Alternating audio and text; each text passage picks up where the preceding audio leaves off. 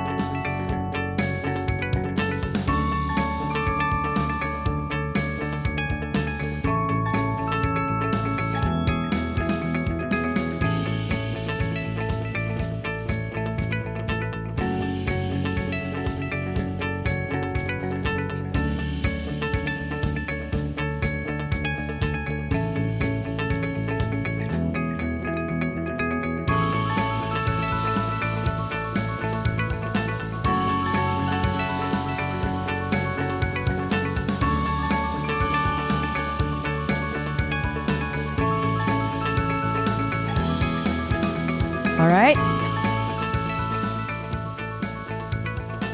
Okay, shall we begin? Yes, we shall. Okay. All right, let's close the doors. Okay. So, everyone's okay? Are you feeling all right? Oh boy, that doesn't sound all right. Are you feeling all right? Yes. Okay. Thank you. Welcome back. So the thing is, right, when we come back after lunch, like I always say, there's only two possibilities. Your energy starts to dip and your eyes feels a little bit heavier. But, to avoid you from falling asleep and to keep the momentum going, we have brought in someone very, very special, very handsome, very talented, very funny, for sure. The minute I say handsome, everybody's like, brighten up already, right?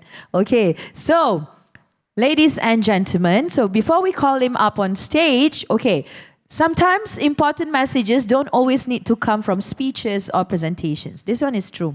They can be delivered through many forms of communication, and humor is one of the most powerful ways to connect and create awareness.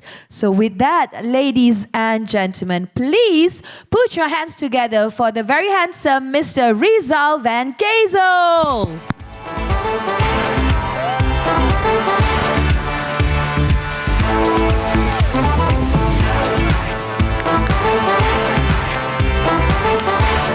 Thank you. Bismillahirrahmanirrahim. Assalamualaikum warahmatullahi wabarakatuh. And good afternoon to everybody.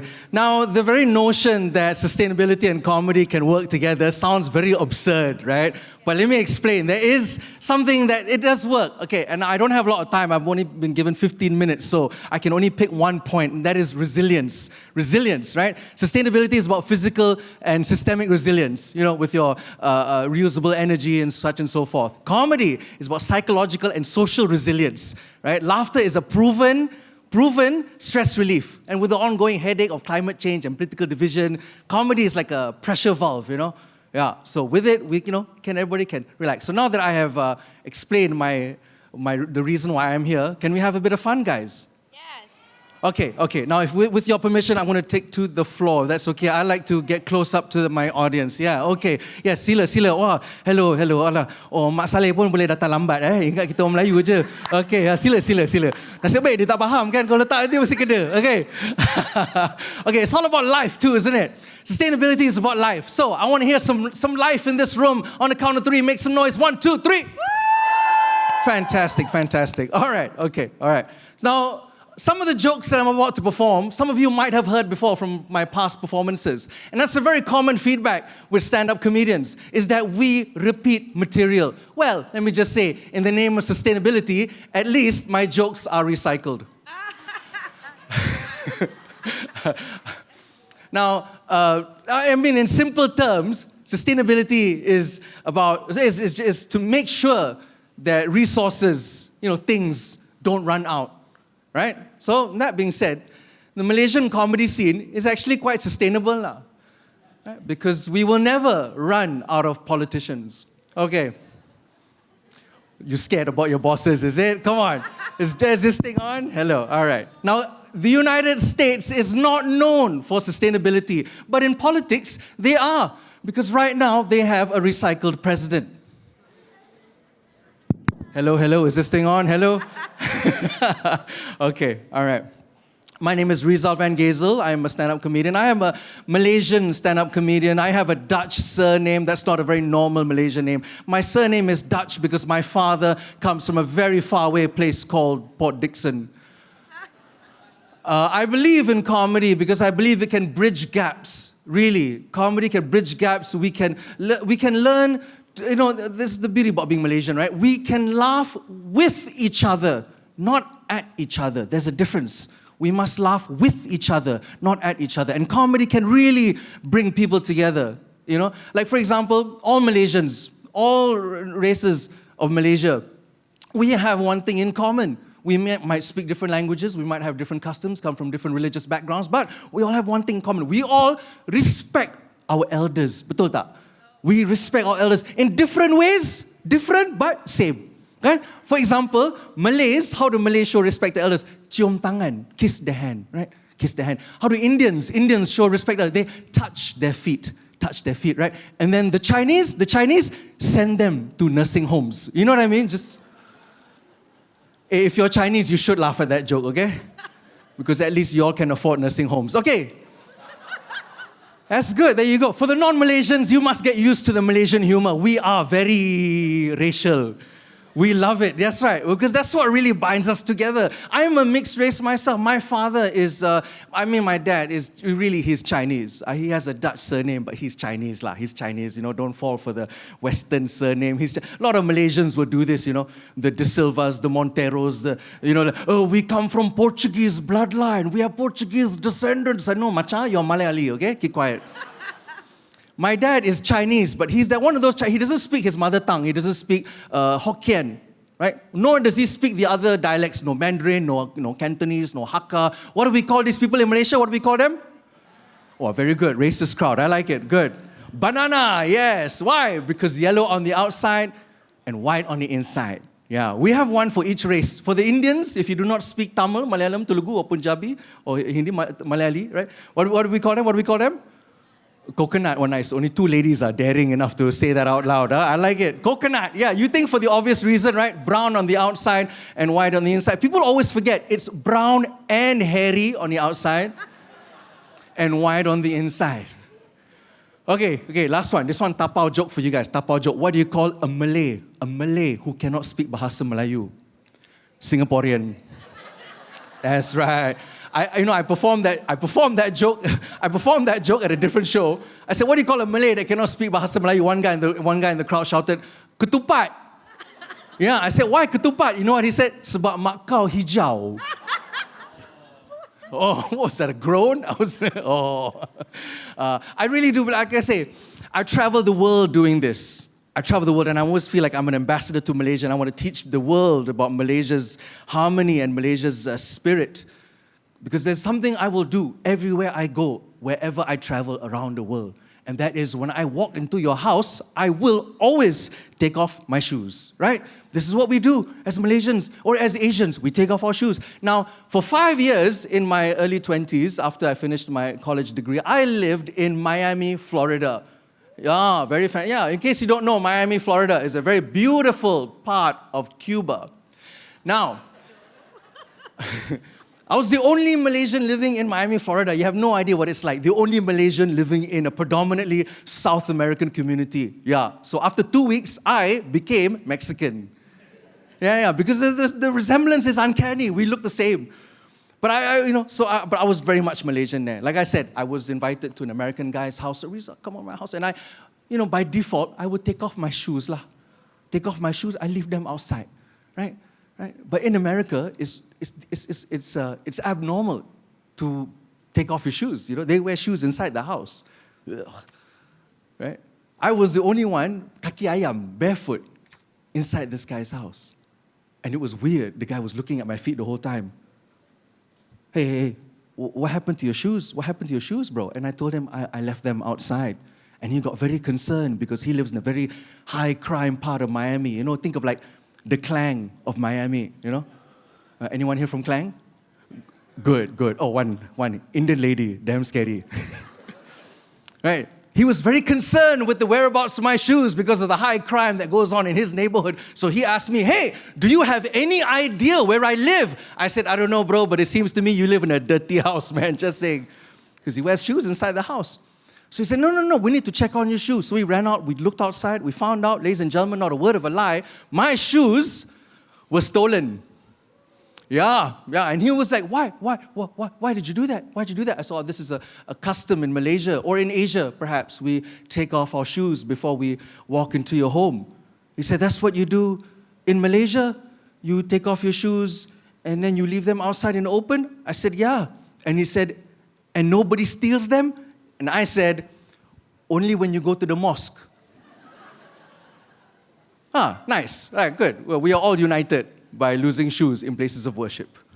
I like that joke because that joke works everywhere I go. Everywhere I go. Somehow people can relate, right? And I like telling that joke because it gives a bit of Malaysian culture in it, taking off shoes. Now, there was one country that I performed in and I did that joke and it did not work. You will be surprised when I tell you which country. Brunei Darussalam. Muslim country, right? We all know Brunei is a Muslim country, perhaps a proper Muslim country, you might say. And I thought, Muslims in Brunei, they will laugh at losing shoes in a mosque joke, surely. Yeah, I'll explain to you. I did 20 minutes. Show went very well, by the way. 20 minutes went. Just that one joke. Didn't get a reaction. I told it the same way as I told you. Drop the punchline, only when you go to the mosque. Like that lah. Just a lot of stares. And I was like, how come? They couldn't relate. They don't get it. How come? I thought Muslims, Brunei. Yes. Brunei has very high GDP.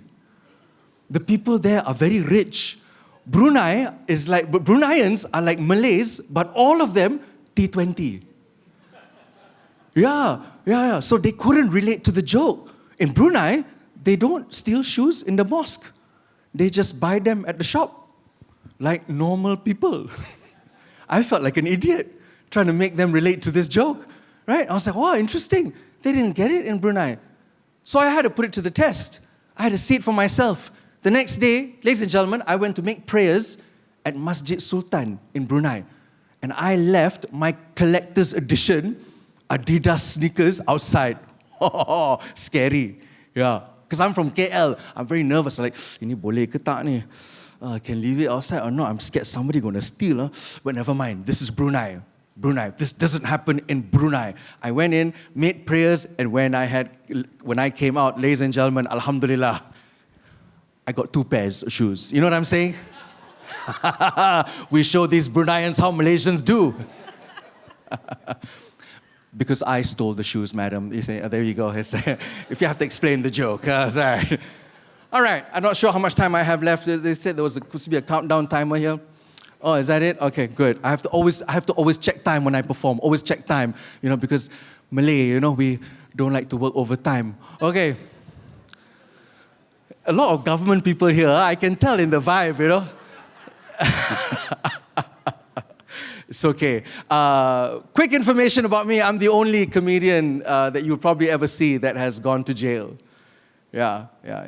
I've been, but it's okay. I only spent 1 night in lockup, only 1 night. I actually enjoyed a short break from my children.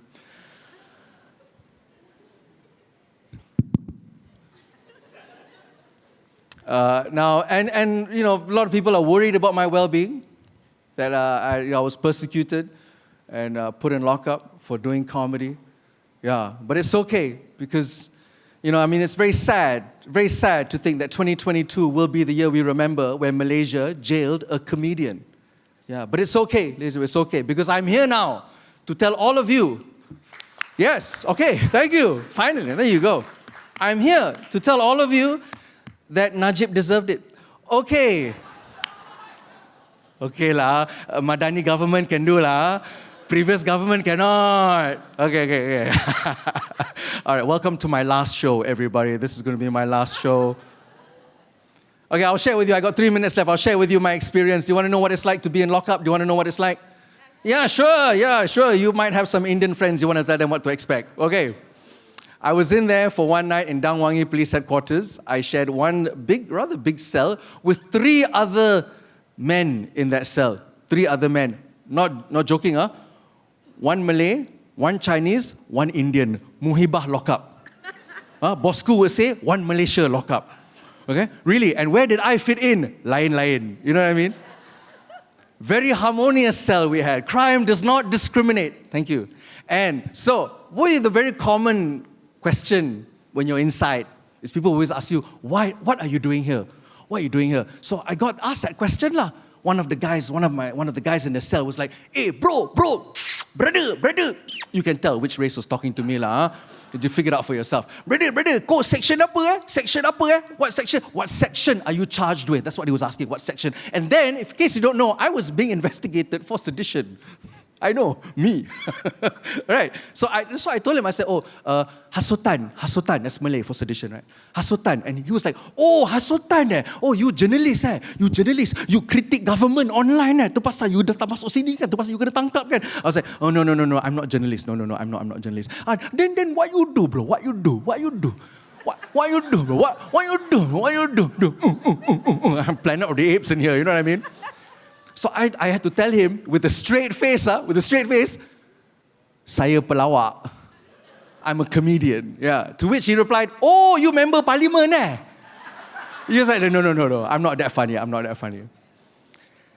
Then I turned the question back on them. I was curious, what about you guys? What are you guys doing here? What are you guys doing? And each of them, these unfortunate Malaysians of Malay, Chinese, and Indian descent, shared with me their tragic story.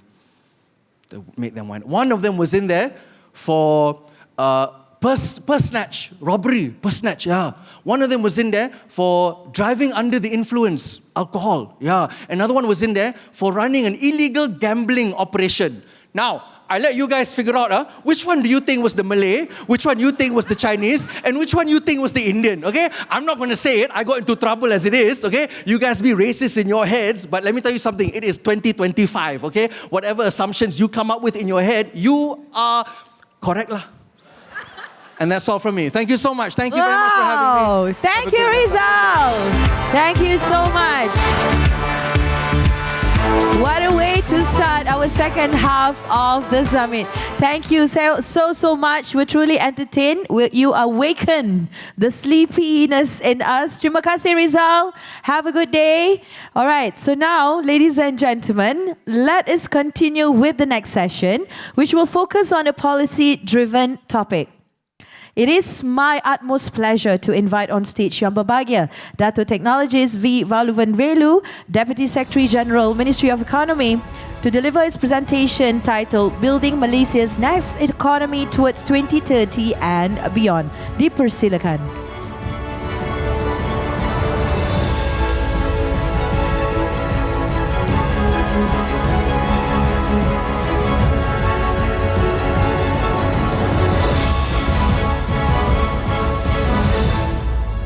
Hello. Okay.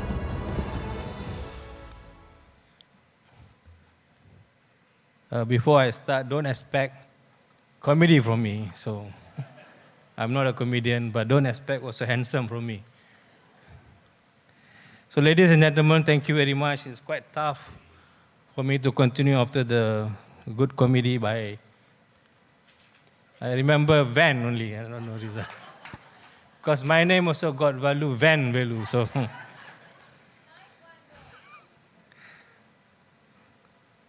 All right. So I have to click myself. All right. So distinguished guests, fellow thought leaders, colleagues, and champions of sustainable transformation. We meet at the defining moment. The global sustainability movement has moved from vision to verification, from rhetoric to regulation.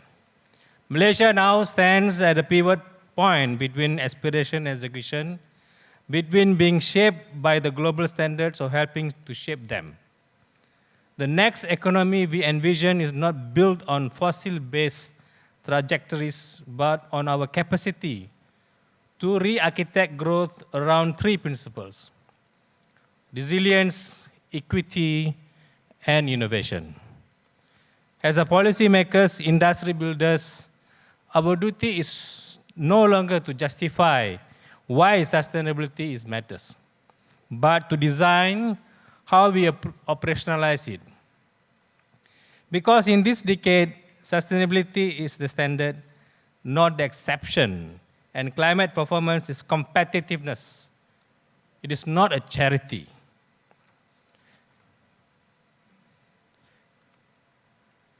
In the global commitments to the national industry action, we have Paris Agreement, SDGs, biodiversity framework, now translate to trade, tax, and financial levers. Malaysia's direction is to integrate global obligations with domestic growth, a shift from policy compliance to policy advantage. Recently, on the 10th October, our Prime Minister unveils the budget for 2026, which gives fiscal substance to this shift. About 420 billion been totally allocated. Deficit target of 3.5% of GDP, narrowing from 3.8% last year. And a total of about 343.1 billion revenue been projected without introducing new tax. That means there's no new tax been introduced for 2026. This shows fiscal discipline with developmental intent, aligning industrial transformation with macro stability.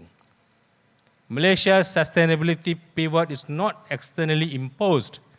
It is fiscally embedded and economically rationalized. All right. So these are the mega trends. I will skip this.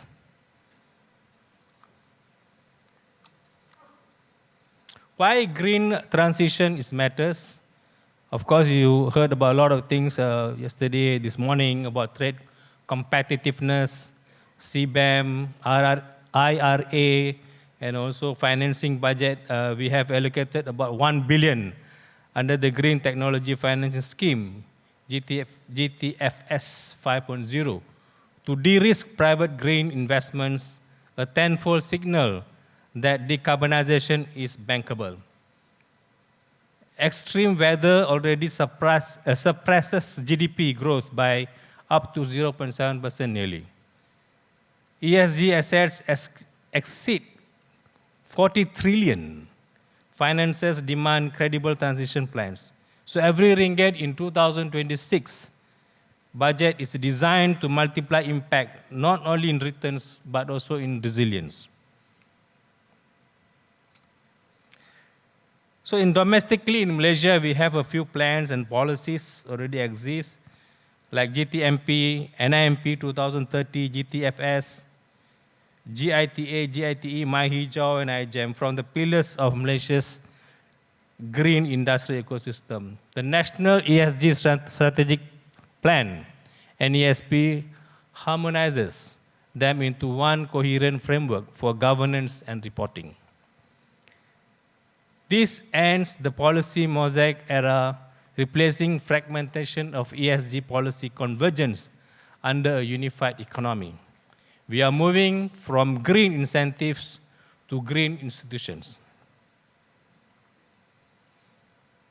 The National ESG Strategic Plan have 4 components. National ESG Framework, which unify macro vision and objectives. Harmonized transition model ensures cross-ministry consistency. And we have checkpoints every 3 years to check whether we achieve whatever target that we have put, and capacity building for the framework equips agencies and enterprises. The principle that we hold is whole of nation approach, government, businesses, and community jointly accountable.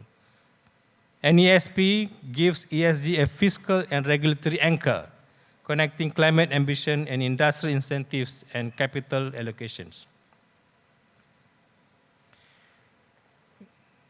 So when we want to implement ESG, we cannot implement a total implementation to all nearly 1.3 established companies in Malaysia. So what we did is we want to make sure that there's a category that we want to implement ESG. So this is still not a mandatory, but we are still not yet launched ESG. So, but I'm trying to give you a perspective what it will be in Malaysia. So first we thought about public listed companies and exporters to mandatory under the NSRF regulatory and tax-based incentives. SMEs and MNC supply chains will be a voluntary and conditional, but domestic SMEs voluntary and incentivized. Micro companies will be exempted for the time being. Budget in 2026 complements this with 30 billion GLIC investment mobilization via Gear Up to stimulate this private participation. The aim is to expand ESG coverage from 30% to 80% of GDP activity by 2035. ESG transition is steered by capability, but unified by obligation. I don't have timer, so I can speak more. Right? The 13 Malaysia plan that we launched a few months ago operationalized the low carbon industrial policy supported by the budget 2026 as a fiscal anchors. The key point that have been outlined in the Rancangan Malaysia ke-13 or 13 Malaysia plan is 1, carbon trading and legislations.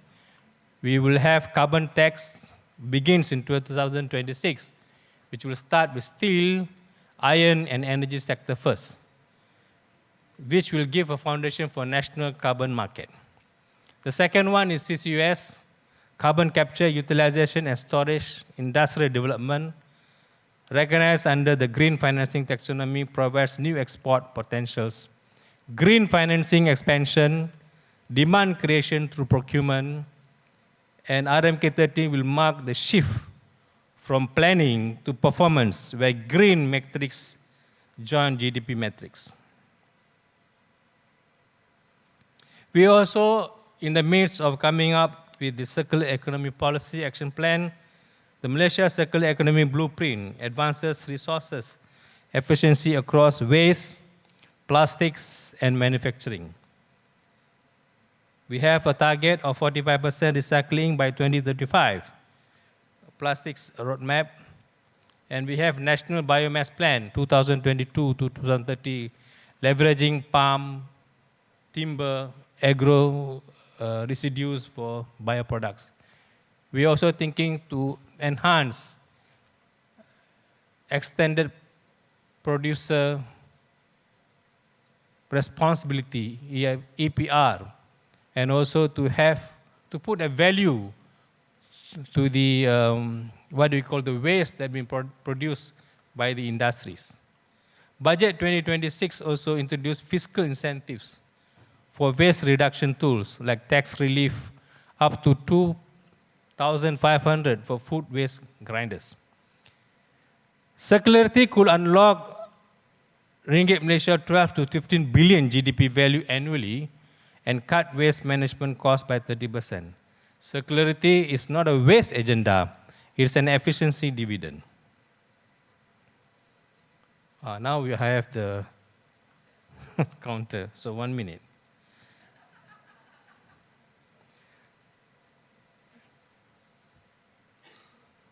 So this is the AI. You have seen that the government is pushing very hard on the AI agenda. So we have allocated 180 million for AI and digitalization, focused on manufacturing and smart cities. Green investment, we have allocated about 1 billion under the GTFS, 30 billion mobilization from GLICs for strategy sectors, and 500 million soft loans for semiconductor ecosystem expansion. For the semiconductor is more on the complex and high value productions. These measures reflect a shift from signaling to execution. Climate finance now has institutional depth. Malaysia is building green capital market that rewards ESG performance as productivity metric.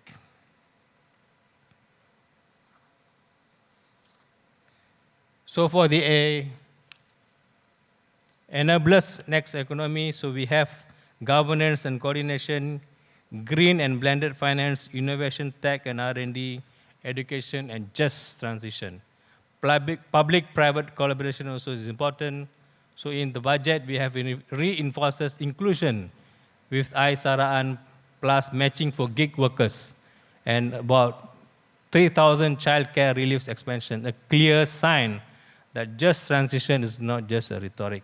We believe sustainability without equity is just unsustainable.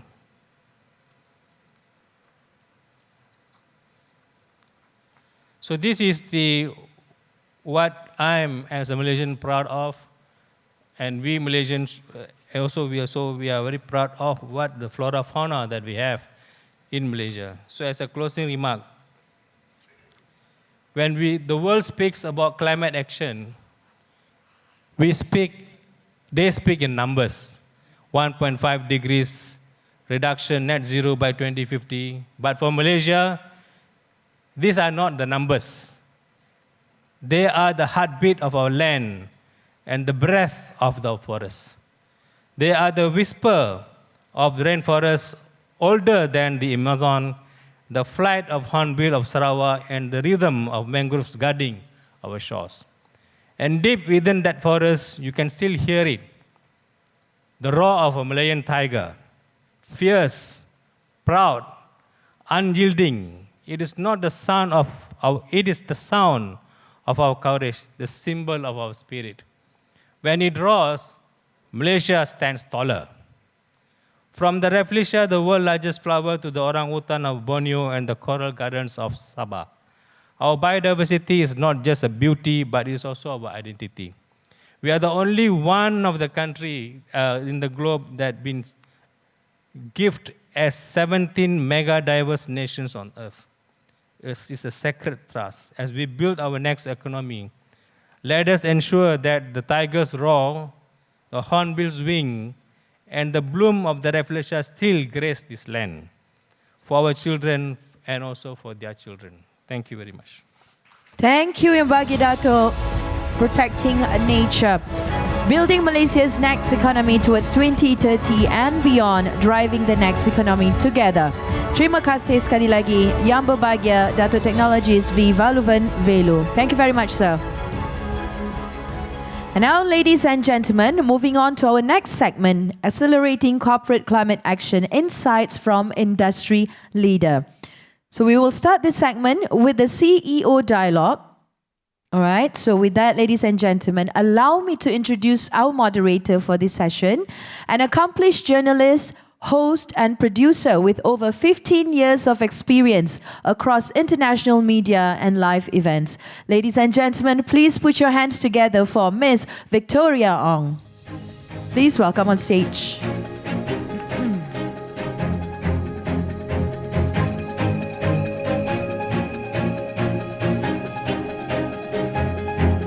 All right, now let us welcome our panelist, the CEO of MMC Port Holdings Berhad since 2024 and former CEO of Northport, brings over 30 years of experience spanning investment analysis, corporate finance, strategy and port management. Put your hands together for Yang Berbahagia Dato' Azman Shah Muhammad Yusof. So with that, Miss Victoria, I hand over the session to you. Thank you so much, Ms. Tasnim, for the very warm introduction. And of course, for Dato' Azman as well. That was a very, very warm introduction too. And hi, everyone. Good afternoon. I'm not sure how to follow in a comedian's footsteps, right? But let's make this as engaging and as relatable as we can, okay? Well, I'm going to be hosting this conversation with Dato' Azman. And what's interesting to me is that it touches an area that I think many of us know of, but we don't get to see behind the scenes of, right? So we depend on shipping for all sorts of goods. But port operations, which is vital to this trade, often goes unseen. Okay, so Dato' Azman, I want to begin by asking you, as the largest port operator in Malaysia, MMC Ports is at the heart of Malaysia's trade. But what flagship project are you currently spearheading that showcases your commitment to the net zero agenda? Let me just do a brief introduction of MMC Ports first, Yes. because I think it's a brand that nobody knows much about. And of course, the introduction did mention I just stepped into the role on the 1st December 2024. Previously, if you go by Rizal Van Gazel's definition, I came from Klang. Oh, I was the CEO of Northport for 9 years. It's the oldest port in Port Klang. Yep. So by his definition, I'm a gangster, I guess. Okay. you said it. Yeah. So let's see. But having said that, I think now under MMC Ports we have 5 ports and 3 cruise terminals under our care. So the ports are basically at the doorsteps of the Straits of Malacca. Straits of Malacca is the one of the most important trade route in the world. Every year, 94,000 vessels pass through it. Yeah, whether it stops at our ports or at Singapore or West ports, again, it depends on our competitiveness. 30% of global trade actually goes through that channel. Yeah, just to give it a bit more flavor, I think. Port operations, as you correctly pointed out, everybody knows the shipping lines. Yeah? Those guys who pay 40 months of bonus and all that, right? It doesn't happen. 40 months? Yeah, it doesn't happen at the port operators. Okay? Oh. Yeah, because we are humble port operators. We basically, you can liken us as economic frontliners. Yeah, we are at the custodian of your infrastructure, where goods are offloaded or discharged and loaded, basically. So I think you also pointed out about how important we are. Yeah, no shipping, no shopping. Yeah. Oh, that's a good one. I borrow a quote from the previous Minister of Transport. He always says that no shipping, no shopping. More than 80% of the world trade actually goes through sea. Yeah. So when you are talking about climate change, when you're talking about the move towards what you said just now, basically. It is very important. If you're talking about emissions, for example, whilst we strive to do our best for our scope 1 and scope 2, let's be frank, we are everybody's scope 3. Yeah? So whatever we do basically will impact you, not just from the operational efficiency perspective, but also on carbon emissions as well. So whatever little that we can do, basically, it will have a distinct multiple effect on the economy. So as a matter of purpose, basically, we do have a very deep sustainability framework and agenda, basically. So when we talk about decarbonization and all that, when you decarbonize, the ships will burn less fuel. Yeah. When we digitalize, the truck drivers basically waste less time. Yeah. And when we are more efficient, basically, the exporters, the importers, manufacturers, basically, they can save costs. Yeah. So it is very important for us to go on this tangent, basically, or this focus, or this initiative. Yeah.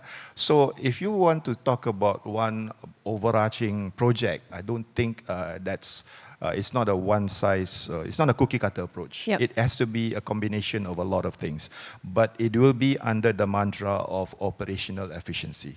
I hear you. I'm curious though, because not everyone may be familiar with it. I had to study, right, what port operations is about and all as well.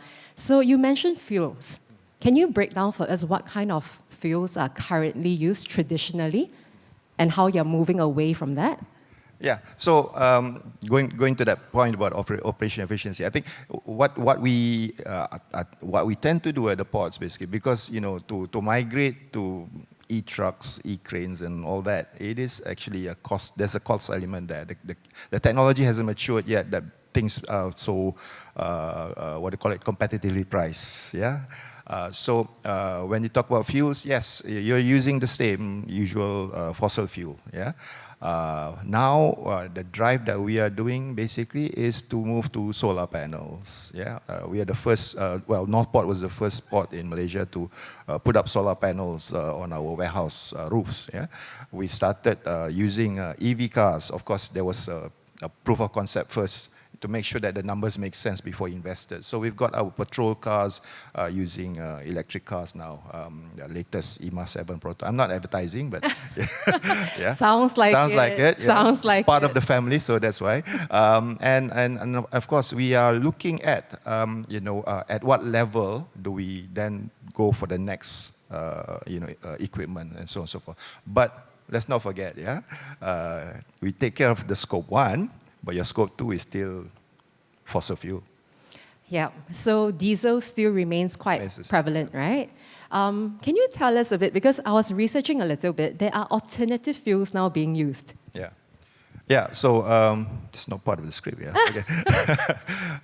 I think we are working on a POC together with Malaysian Palm Oil Board. We're looking at biodiesel, or having a higher percentage of biodiesel content in our fuel.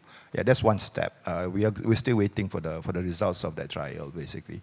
But going back to the thing, it's nice to actually do your bit for the planet, but again, the situation is whether or not the alternative fuels basically is in abundance. Yeah, I think that's a big challenge for us. I mean, if you talk about ships, everybody's saying, you got to go, green and so on and so forth. We can only do so much, but if the supply of those alternative fuels is still up in the air, I think we're going to have a problem. So yeah, I think you're alluding to a whole ecosystem. That's what I'm hearing. Correct. So I want to quickly pick up on something you mentioned earlier, because it got me interested. I don't know about you guys, but when you mentioned solar panels and e-cranes and all that, it's very visual. Can I find out how extensive it is? Is it across the entire port, all of the 7 ports that you operate? Yeah. What does it look like on the ground? I used to have black hair, okay? Now when you run 5 ports, there's 11,700 staff and a lot of equipment and so on and so forth. So it depends. I think I have a very advanced port called Port of Tanjung Pelepas. If you got time, go and look at it. That's in Johor, right? It's in Johor, just across the pond from the new port that Singapore is building. It is our most advanced port. It is also the youngest, 25 years old. They have actually taken, or they are the flagship for alternative fuel bunkering, also digitalization, modernization, and so on and so forth. But you go northwards, basically. I have a 50-year-old port in Pasir Gudang, Johor Port. I have a small little outport in Tanjung Bras, Melaka.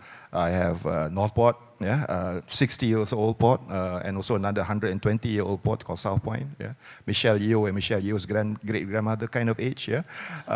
Then you've got Penang Port, which is more than 100 years old. So when you want to do that transformation, I think you have to go horses for courses.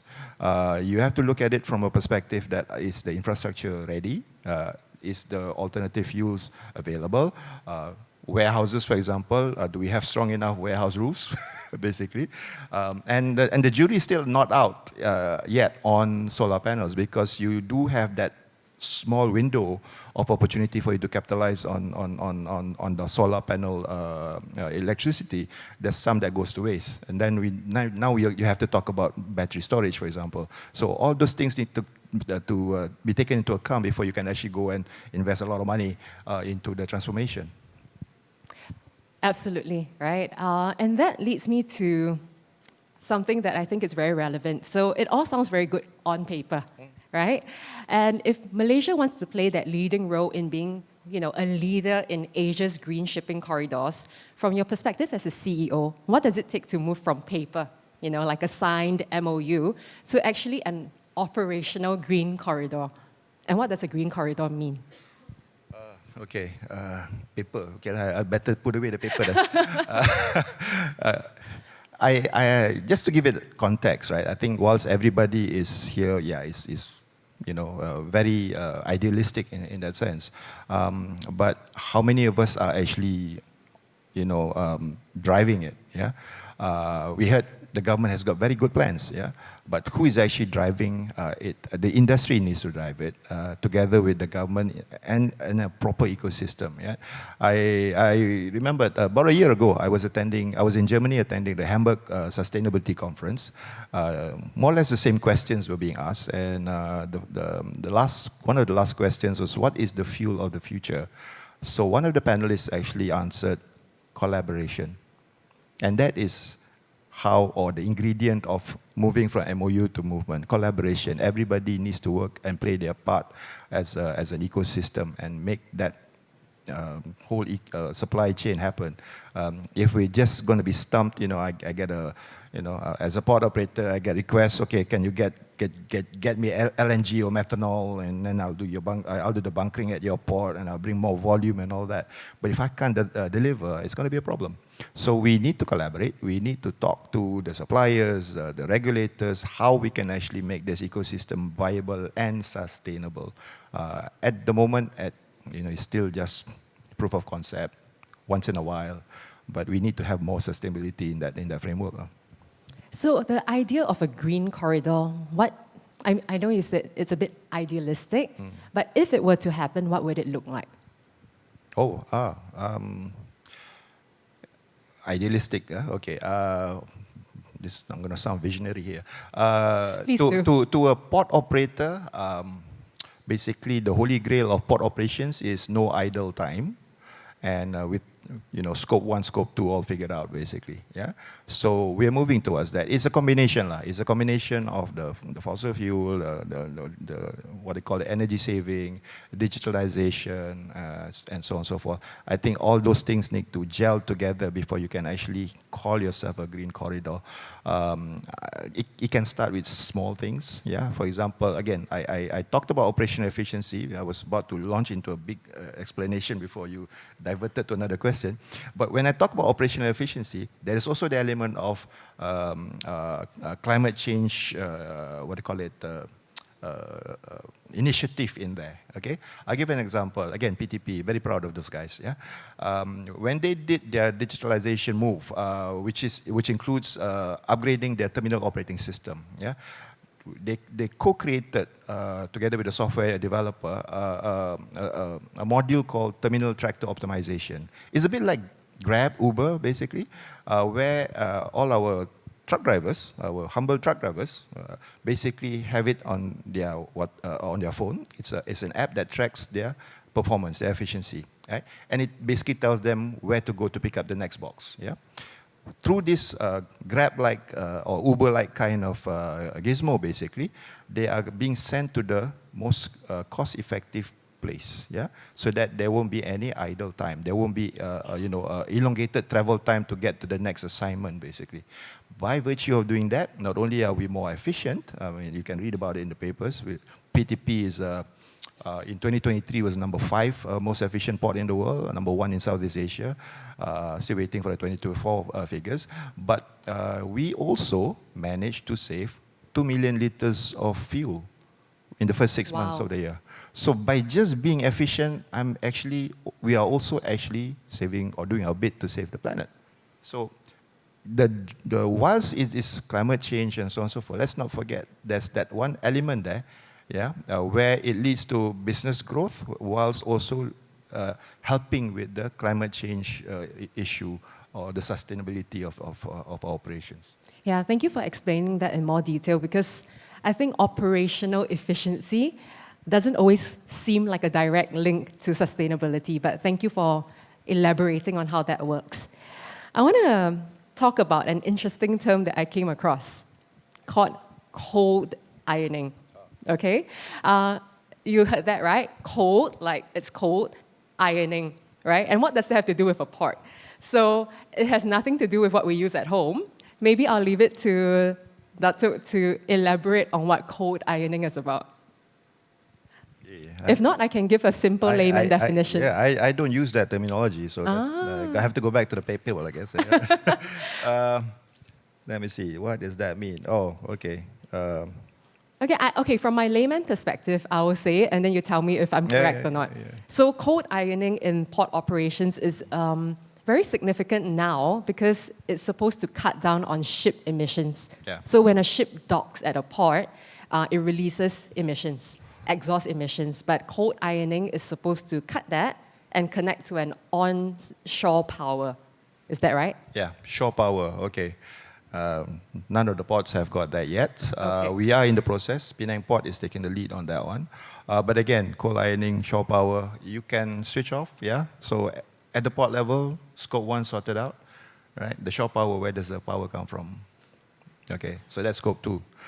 So you may reduce your scope 1, but your scope 2 becomes higher because you're basically depending on either gas or coal-powered fuel, yeah, energy. So this is the challenge. I think if, again, we want to move towards that, definitely, but at the end of the day, the supply of green power, that's the thing. And that's why we've taken baby steps. I think 2021 was, we started dabbling into solar panel at the ports.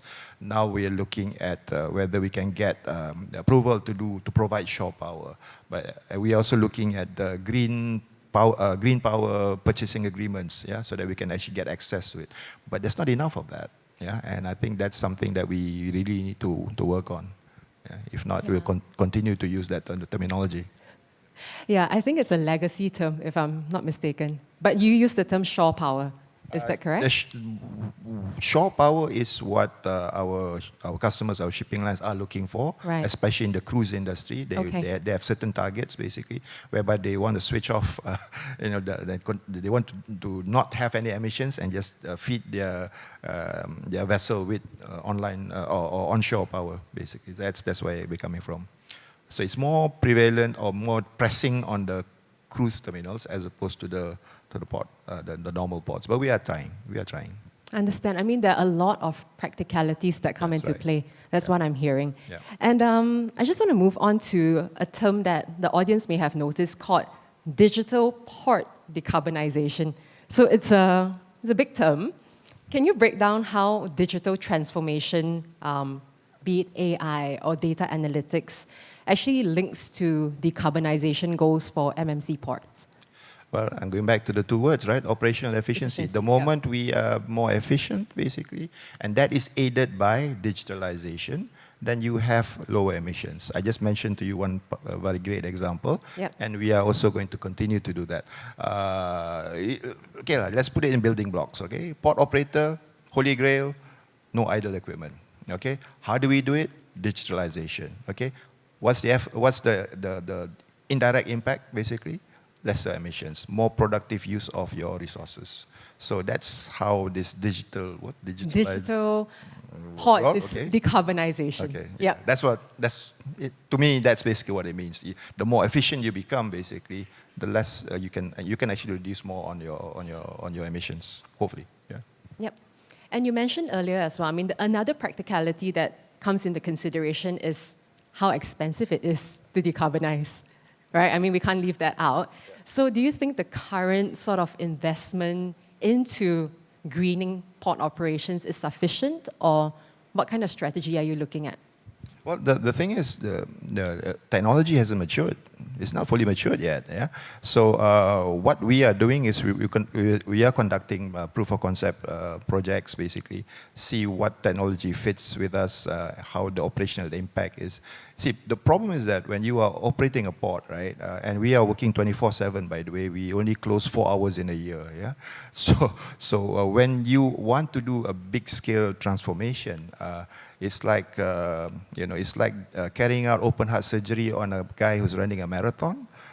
We do have operations, so we can't just shut down and do that transformation, right? So there will be some issues that we need to resolve: technical issues, commercial issues, like you pointed out, and also regulatory issues. We want to put a floating solar panel, right? Because we have pockets of sea that is within our port limit. We just want to put a floating solar panel. Where's the legislation in that? So, that we have the idea, we want to do it, but we need support on that basis. Commercial, basically. Now we're looking at total ownership cost, life cycle costs. But the challenge is that capex that everybody works on return on investments and all that. Where is that return on investment? If you can actually bundle together dollars and cents and emission, fine, but we need to quantify what is that impact to the bottom line from the emission, basically. Like I said, if it goes on the basis of operational efficiency, by doing so we become efficient, then we get more customers, then we get more profits, then okay. But if it's just going green for the sake of going green, it's going to be difficult. So that's the debate, the frequent debate that we have at each of our ports. And like I said, all the ports are different in terms of age, in terms of circumstance, in terms of layout, and so on and so forth. So it is a challenge. Yeah. Thank you for sharing that. I was just thinking as well, in terms of the entire ecosystem, you alluded to it earlier about how there are smaller players, right? The truckers, the logistics side of things. So in the move towards going green, it's a huge transition. I think we're getting that sense, right? How do you ensure that smaller players are not left out? Because one part of being sustainable is being inclusive. So how do you make sure that across the entire logistics ecosystem, it flows? Well, I think you start off probably with the right mindset, because again, to develop an ecosystem, you have to have everybody's buy-in, right?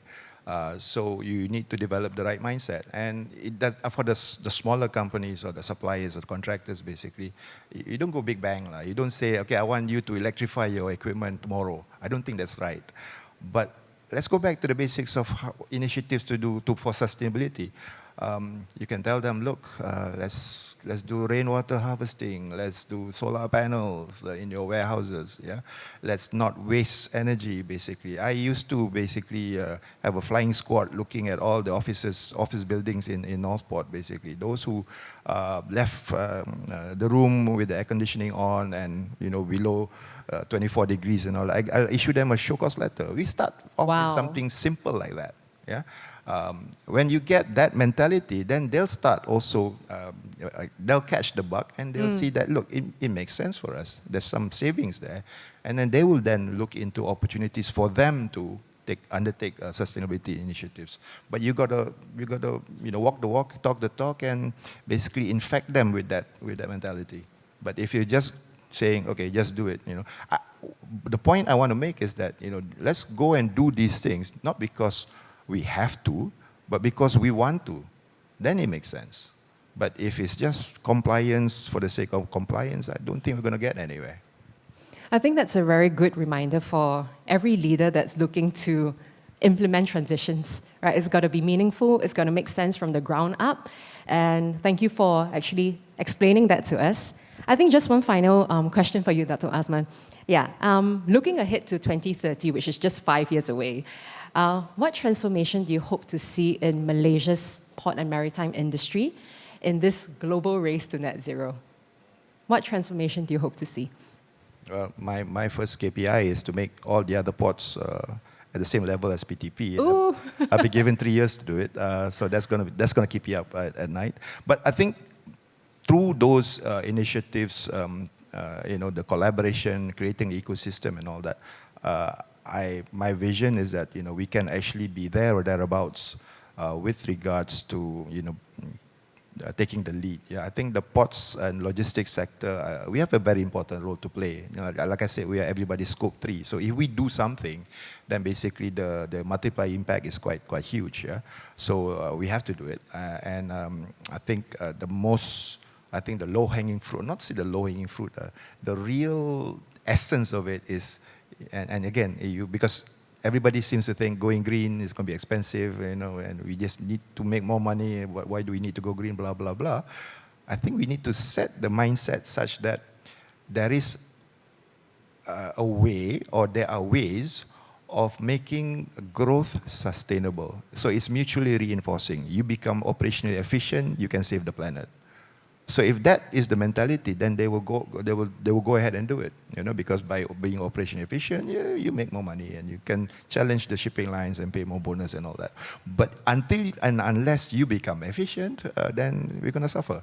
So I think the next 3 to 5 years is all about getting that mindset, getting the collaboration, creating the ecosystem, and then those initiatives that we talk about will manifest into results, basically. Thank you, Dr. Azman, because I think what I really caught time and time again today is operational efficiency. And I can see how you're driving that at all your ports. So wishing you the very best in getting all the other ports up to speed as well as PTP. Thank you very much. Can we give a warm round of applause? Thank you. Thank you, Ms. Victoria and Yang Berbagi Dato' Azman. Let us now stand together for a group photo session. Ms. Victoria and Yang Berbagi Dato' Azman, one for the memory. Actioning Malaysia's green shipping corridors and digital port decarbonization. Like Yang Berbagi Dato' said, changing the mindset. That is all that matters. Thumbs up. Thank you once again. Thank you Yang Berbagi Dato' Azman and Ms. Victoria. Terima kasih. All right, now, ladies and gentlemen, we shall move on to our next agenda, which is the CSO Insights. All right. So, with that, ladies and gentlemen, we will be having a moderator as well, and 2 of our panelists will be up on stage for this session. And allow me to share with you. Ensuring digital growth fuels sustainability. This is what the topic is all about, the CSO Insight. So, ladies and gentlemen, for this session and for the upcoming session, should you have any question, please do not hesitate to scan the QR code and submit all your questions through the QR code. There you go. We already displayed it on screen on the left and on the right. Please scan the QR code and submit all your questions, and it will appear on the screen, and our moderator will revert it to our panelist. So with that, I would like to once again call upon Ms. Victoria up on stage, as she will be moderating the session again. All right. And I would like to invite our panelists. A Malaysian chartered accountant, has been the Chief Corporate Officer of TM since June 2024, overseeing strategic communications, regulatory affairs, sustainability, risk management, and program management. Please put your hands together for Ms. Nur Fadila Muhammad Ali.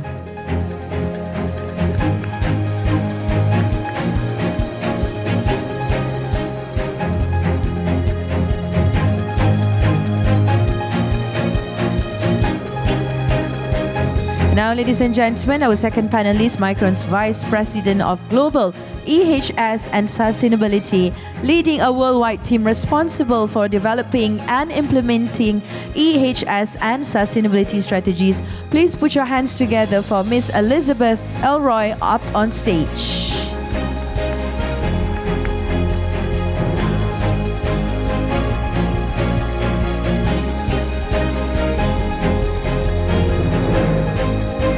So once again, Ms. Victoria, I hand over the session to you. Thank you, Ms. Tasnim. I think it's funny how you said again. Again? Yes, Yes. it's me again. Thank you for Thank emceeing you. the entire event. Thank you And, very much. A very warm welcome to Fadila and Elizabeth. Thank you for joining us today. Okay, so I think it shows on the screen, right, what the topic is about.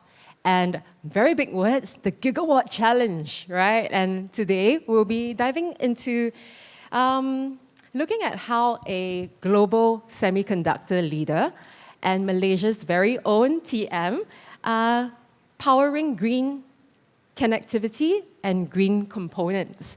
So that's what we'll be looking at today. But let's begin by breaking it down. What is the link between digital growth and sustainability? And perhaps we can start with Fadila. How does TM define the idea of being digitally sustainable?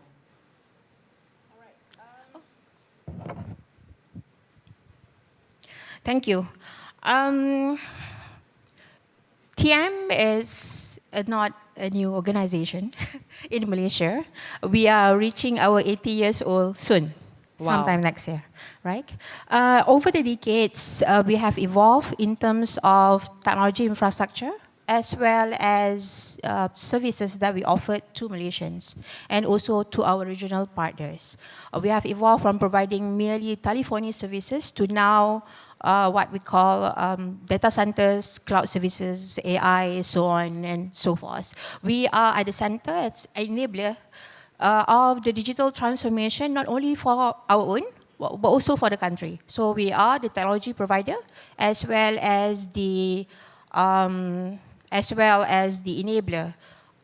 for the industry, as well as the market. So to be a digitally sustainable organization, to us to have to make sure that sustainable is in our minds and core when we design our network and also when we offer our services to our clients and as well as consumers. I think to cut it short, that's basically what sustainability means to us. Thank you for that. I think it lays a good basic understanding of what TM does now, right? Thanks for that. And Elizabeth, what about you? I mean, coming from a global perspective, what does it mean for Micron? Perhaps internationally and also in Malaysia, if there's any difference. Absolutely. So first off, I'd like to say thank you for inviting me and for Micron Technology to be part of this panel. It's very exciting to talk about Micron and what's happening in the memory and storage industry right now. It's all about AI. And you need memory and storage to be successful with AI and all of this amazing data center growth. And with that growth, though, you start talking about what about the environment? And specifically our decarbonization plans so that we can make sure that we're protecting the environment as well as supporting what's the future going to be with AI. And at Micron Technology, the first thing we did in 2021 is we made a net zero commitment to be net zero for our Scope 1 and Scope 2 emissions by 2050. And with that, we have a clear roadmap with interim goals of how we're going to hit that 2050 target. And that includes for our Scope 1 emissions, we've committed to a 42% absolute reduction of our Scope 1 emissions between 2020 and 2030. And if you're following what's happening with Micron Technology as well as the entire semiconductor industry, we are growing. And with that commitment, that's an absolute reduction that is taking into account the growth as well. And then for our Scope 2 emissions, we've made commitments around renewable energy. We've achieved 100% renewable energy in Malaysia already a couple of years ago. We achieved it in China. And this year in the United States, we're going to achieve it for all of our operations in the US by the end of this calendar year. So we've made some very big commitments around our Scope 1 and Scope 2 goals, but I will share with that commitment, you need money. And one of the things that Micron did in 2021 is we made the commitment to spend $1 billion US dollars. Yes, that's billion with a B. I heard you. I heard you. Yes, yes, to support our sustainability initiatives because we knew that we needed to set that money aside because when it comes time for competing for that almighty funding, if you looked at whether you're talking manufacturing, expansion versus a sustainability commitment, we knew we needed to separate the two. And so we made that commitment in 2021 to spend the entire $1 billion by 2028. And I'm happy to share with everyone that we've spent over $500 million so far just supporting our sustainability initiatives.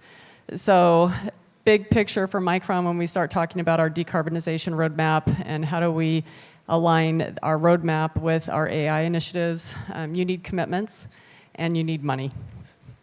I think it's a very practical insight, right? Even the previous session, it alluded to that. You can't just talk about going green. You need to put actual money and practicality into it. So thanks for sharing about your 1 billion investment. That's huge, right?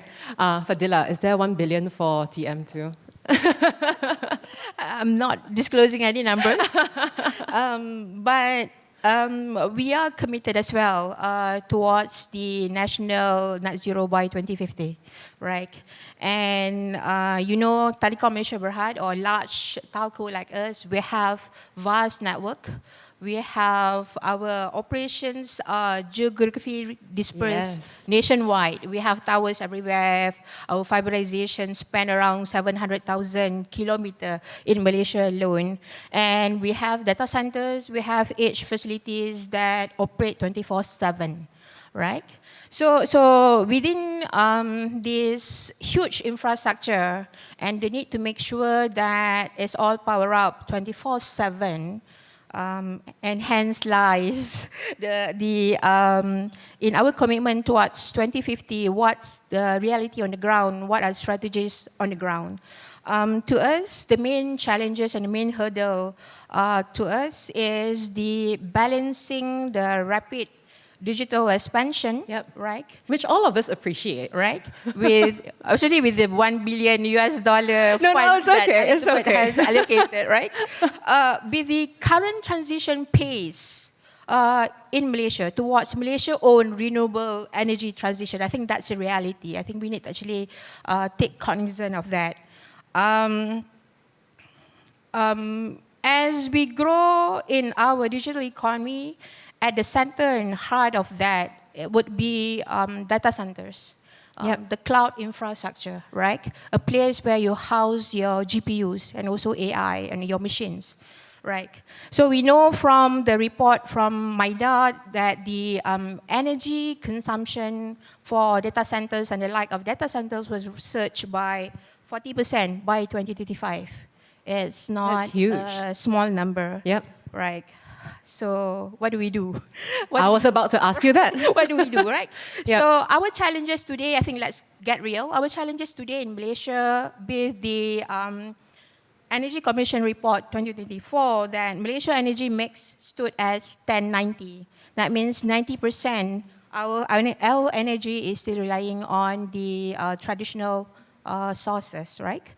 So the second challenge that we are facing today is around tariffs. We cannot ignore that because the green tariffs through GET today, green energy tariff, is priced at a premium, 10-12% above the electricity tariff.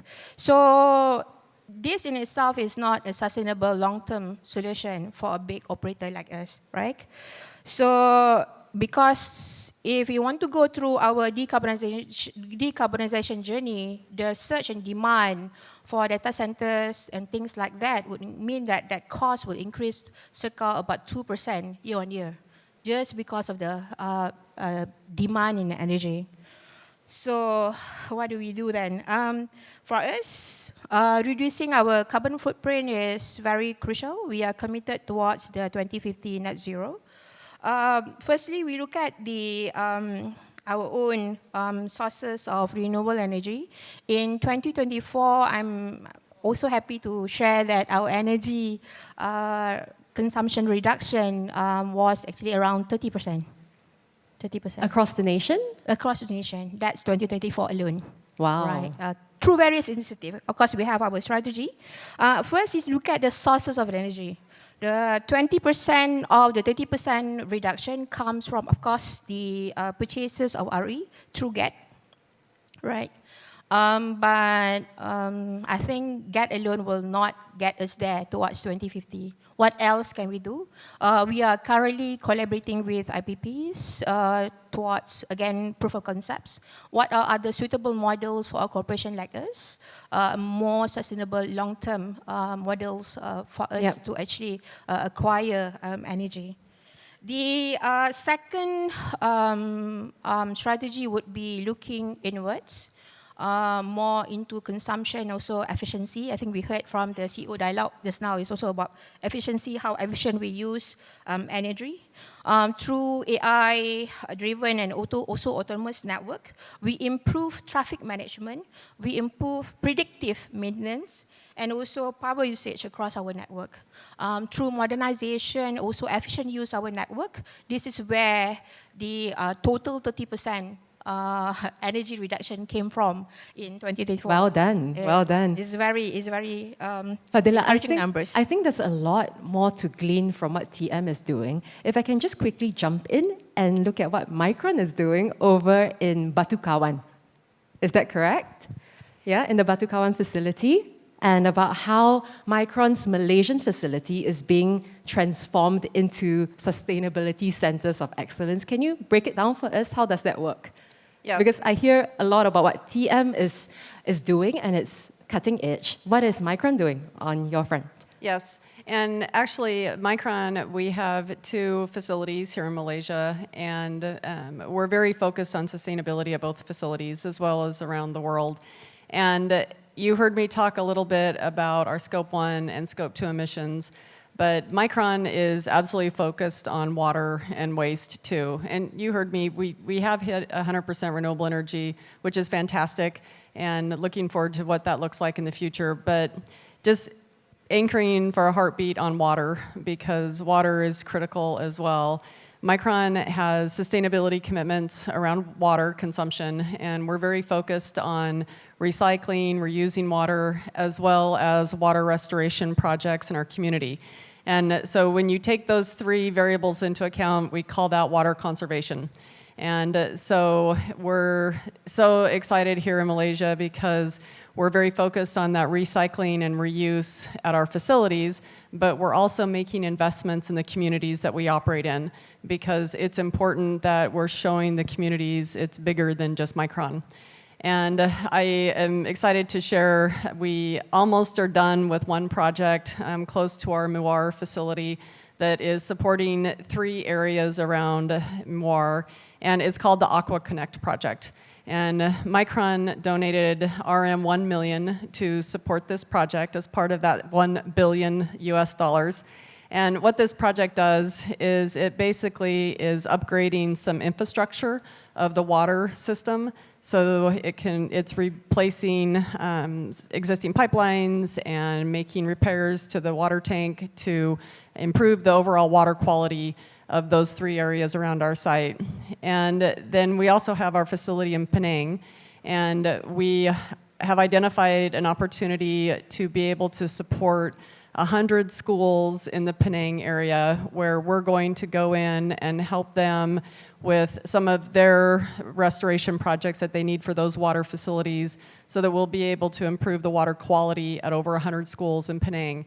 And along with that, we also recognize the importance of education, because that is the generation, those kids that are in school today, they're the future. And so as part of that 100 schools and the donations Micron's making to improve water quality, we're also committed to education around sustainability. So just pivoting there a little bit about water, and with waste, we also have goals. We're very, very focused on reducing our waste, recycling, and our waste metric, we've achieved over 97% waste, reuse, recycling at our facilities here in Malaysia. It's great. So it's bigger than just our carbon emissions. It's also about water and waste, and it's something we're very excited about how we're showing up in Malaysia. Thanks, Elizabeth. Just a very quick one. It's quite clear about recycling end-of-life products, right? In terms of manufacturing waste and all that. How exactly does water conservation come into play for Micron?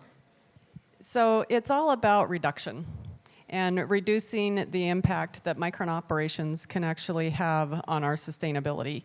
And so we're very focused on water, but I think I'm going to maybe fast forward a little bit to a question around circular economy. That's where we're heading. Yeah. Because when you look at how Micron is showing up and how we're reducing our impact on the environment, one of the things that we are doing is when we manufacture our products, oftentimes a wafer basically is a round object, and as you're manufacturing on that wafer, you'll have die on that wafer that don't actually meet the product specifications for our customers. For some reason, it doesn't work correctly for maybe a high-quality data center.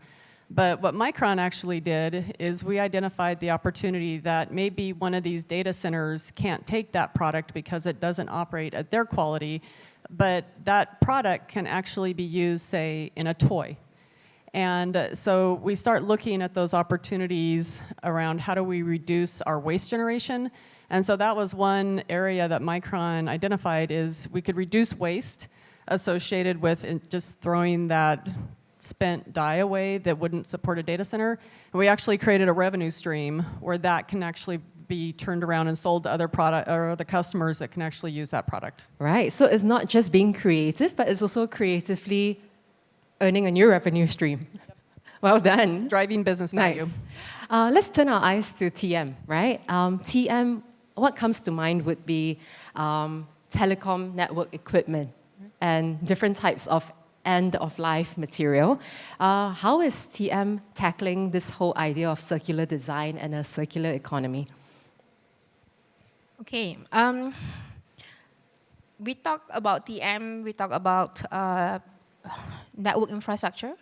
Then to complement the network infrastructure to bridge the digital economy of today, we also have digital infrastructure like data centers where we house cloud and also GPU. We also have node facilities or edge facilities with mini data centers, right?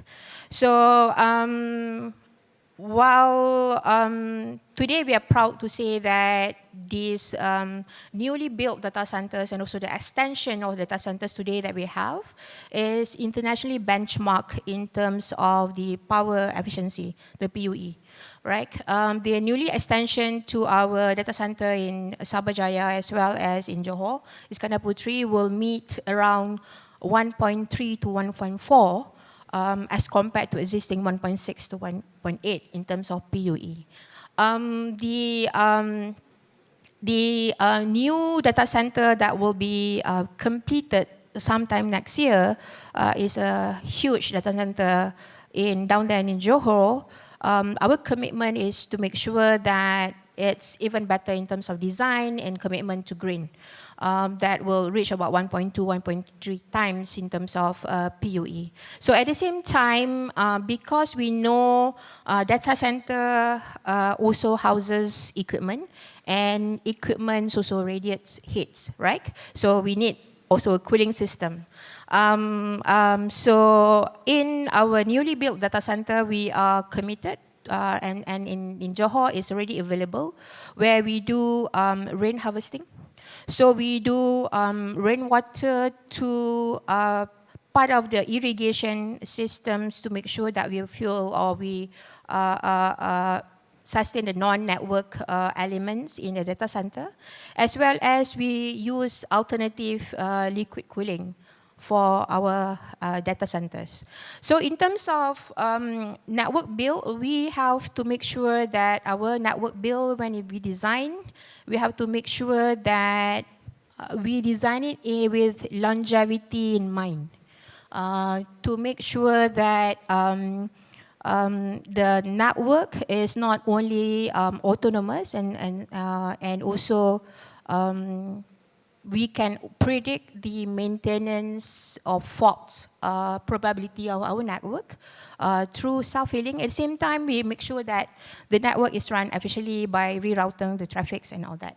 So the network can heal itself through autonomous network. That's a nice way to look at it. Yeah, self-healing network. Wow. Before a fault occurs, the network will then understand its environment and then heal itself. That's the environment and self. Is that what you meant by longevity?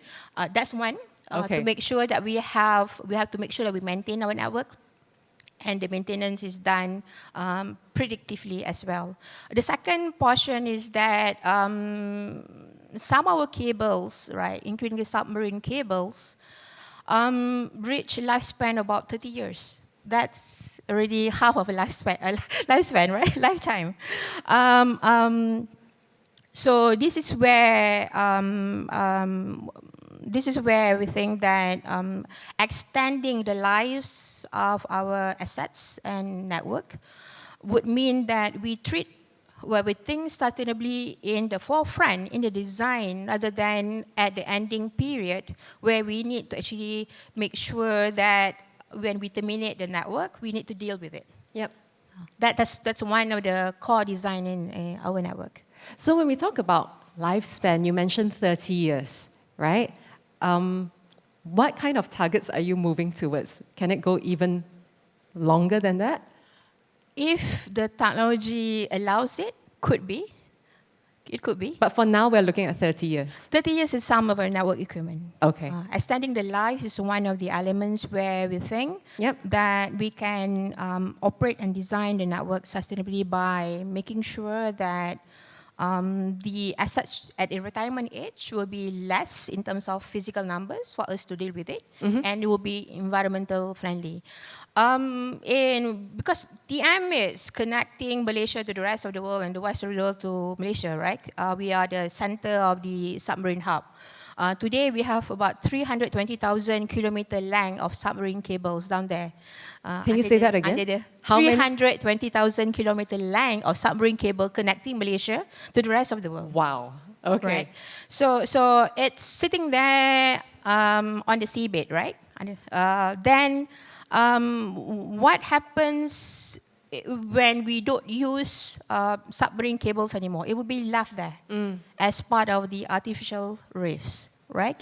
So when when submarine cable is laid, usually we do it with our consortium partners. In each one of the region, we make sure that all these policies and also compliance being met when we lay down our cable, and then the cable is left there without interacting the marine habitat there.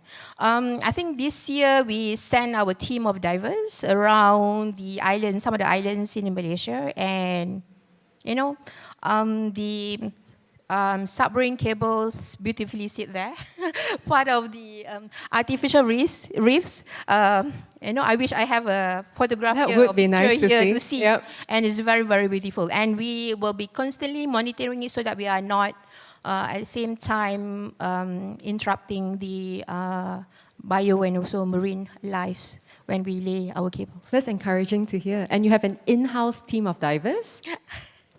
We have many diving enthusiasts in TM. Any volunteers here who wants to, when be a diver for TM? When we go for our trips, maybe you guys are welcome to join us.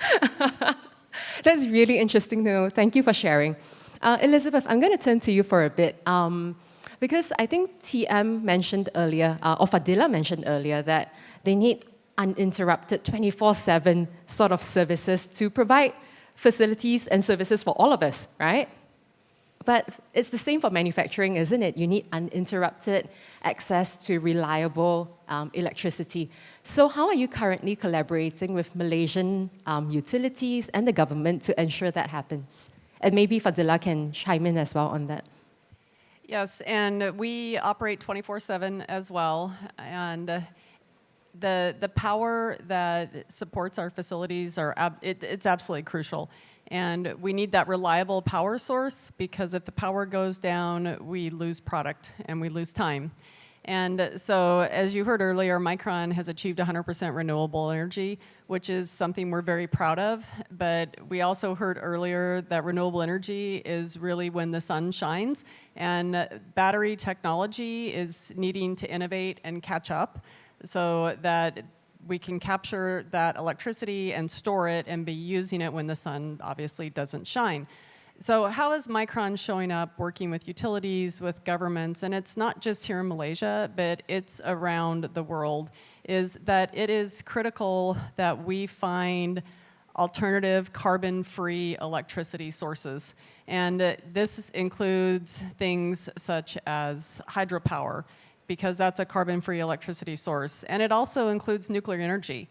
And nuclear energy, there's a considerable amount of innovation happening right now in that space with small modular reactors, where that technology is in the next 5 to 10 years is going to be an incredible advancement that can provide a considerable amount of electricity in a reliable 24/7 methodology. And so that's something that Micron is partnering with the government on here in Malaysia, as well as other areas around the world, is how can Micron as an innovative company be supporting alternative forms of carbon-free electricity to help us run these reliable operations that we need long-term for our operations here in Malaysia.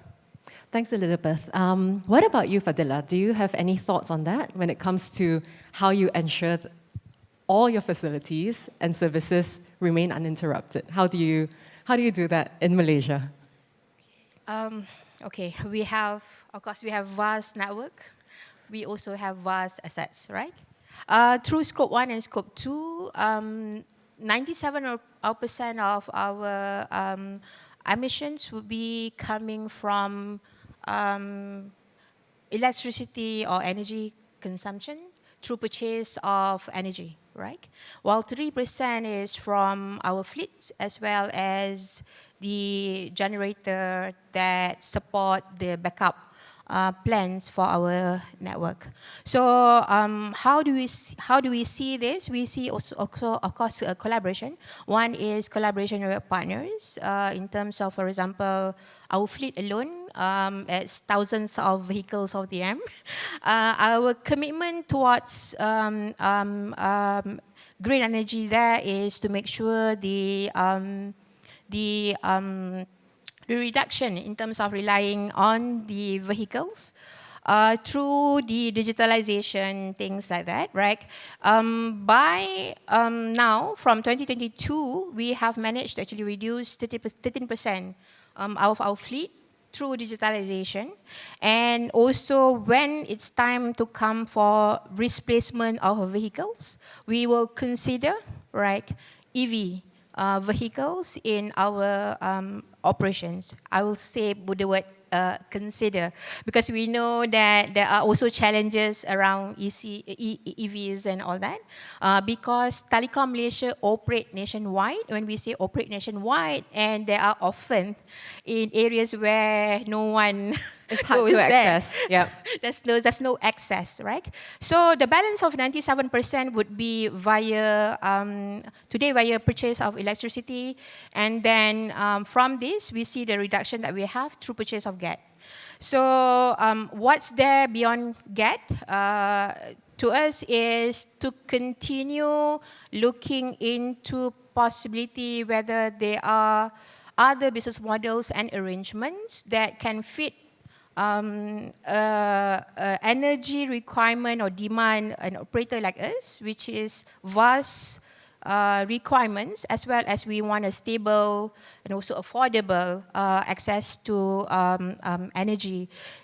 We are doing POCs, proof of concepts, with independent power producers, where we'll see where it will bring us into the future, where the models which are more suitable to us. And perhaps also canvassing whether Scope 4 is also something that is feasible in the future. We'll continue to do those study, and when we do the study, we also do the research and study together with our collaborators and also partners. Thank you for sharing. So both of you are innovating daily, right? Just a very quick one in a couple of sentences. What is one policy at a national level that you think the Malaysian government should consider implementing? to help fast-track ESG and digital transformation? So I'll jump in first. And while I think there are many opportunities with many policies, I'll anchor on just one. I think that there's an opportunity to look at the off-tariffs rebates, a part of the green energy tariff program, and see how we can use those rebates to incentivize AI activities.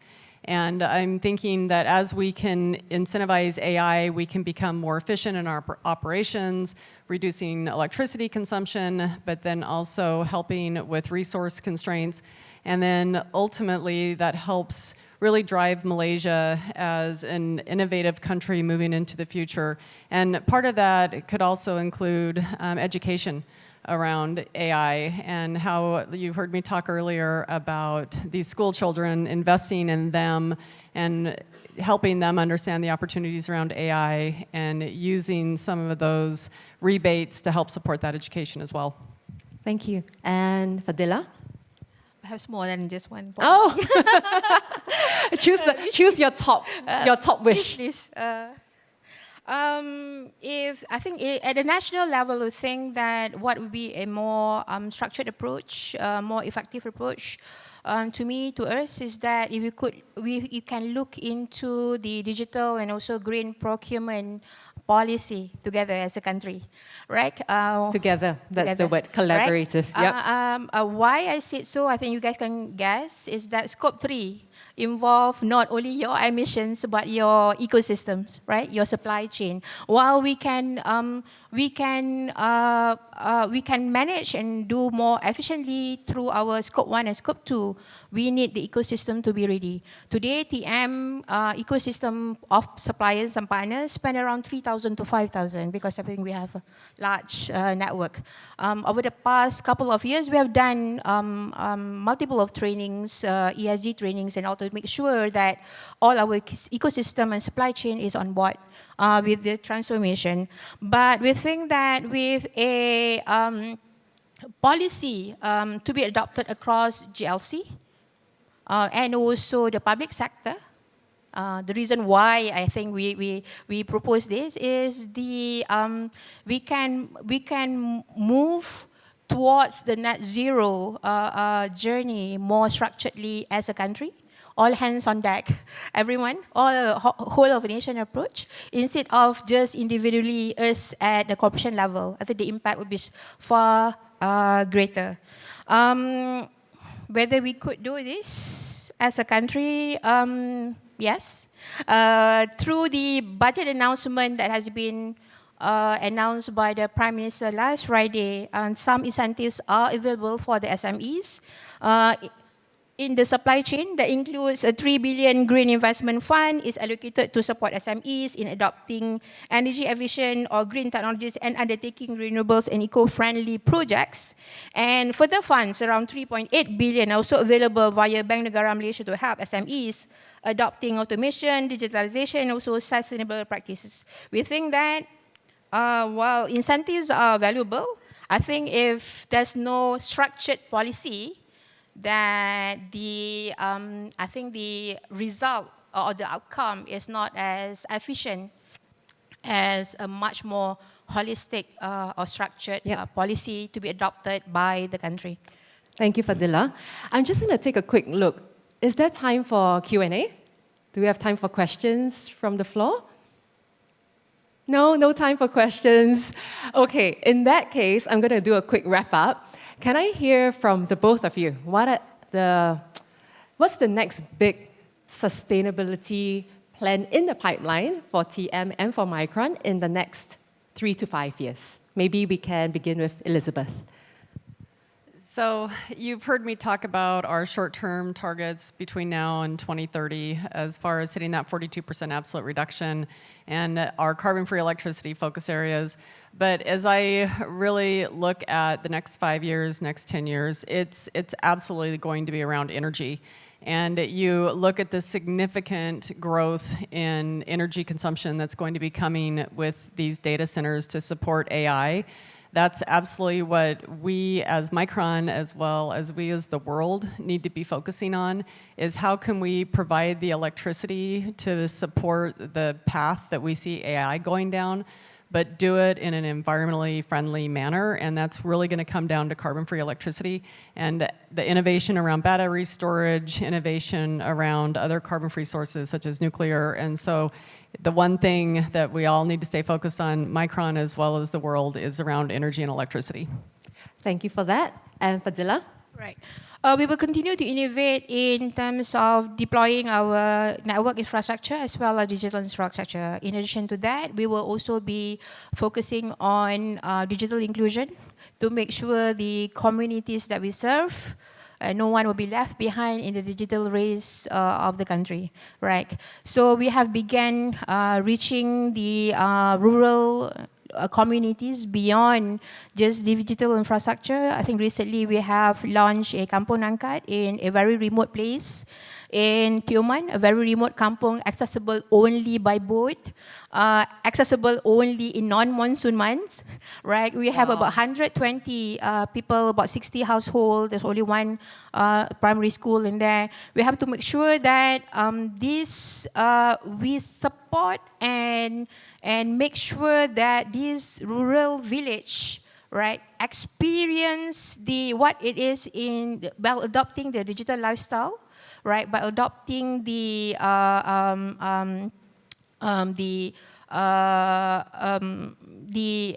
I think the efficiency and productive way of living the life of digital lifestyle through empowering their entrepreneurs. So this is a tourism kampung. So what we do is that in the kampung, we expand the outdoor Wi-Fi throughout the kampung. It's not a big kampung anyway. It's 2.5 kilometers. I think the small streets connecting the kampung. So through the jetty and the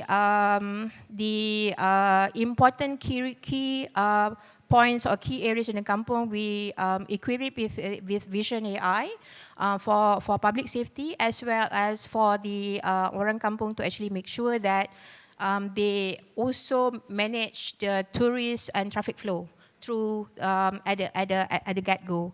The second, we empower the tourism industry in the kampung. The kampung is, of course, very scenic. They have these mountains which the extreme enthusiasts can actually climb.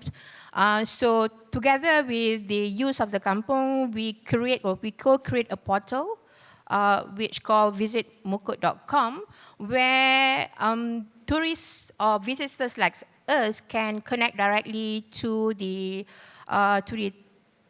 tour guides, to the chalet owners, to restaurants and all that. And they're also connected to our Unified Bees digital toolkit, where they can actually use that to connect directly and make arrangement, scheduling and all that with the potential tourists and also customers. And in addition to the empowering the entrepreneurs, which is Orang Kampung, we are also empowering the school kids with the digital skills, right? So there's only one primary school there. I think about 30 school-going children from kindergarten up to 12 years old. We have what we call the TM Future Skills Program or schools, where we provide them with digital trainings, module like AI, robotic, coding, things like that, so that they are also not left behind. Yeah, I mean, it's very encouraging to hear that it's beyond just a high-level sustainability, but that both TM and Micron are looking at ways to be inclusive even on the ground.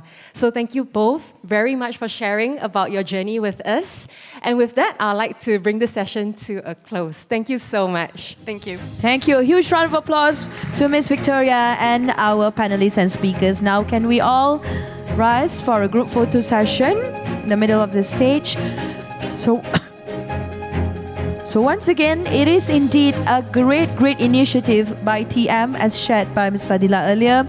An initiative supporting rural village, experiencing digital lifestyle, including empowering children with TM Future Skills. Congratulations, keep up the great effort. And also, thank you once again to our panelists and our moderator. Terima kasih. And as Elizabeth mentioned earlier, way forward is energy consumption in an environmental friendly manner. So we do hope these great initiatives will be carried out and will be implemented towards a more sustainable Kuala Lumpur and Malaysia. All right now, ladies and gentlemen. All right. So for the next session, we shall move on with the local spotlight. All right. So with the local spotlight, we do have two leaders, okay, who'll be sharing, who'll be presenting. All right, so. Okay, so with that, I shall call upon Dato Lim Tiam Huat. Please welcome him on stage. Dipersilakan. Local Spotlight Circular Economy. Yang berbahagia Datuk Lim Tiam Huat, Managing Director Next Green Global Berhad.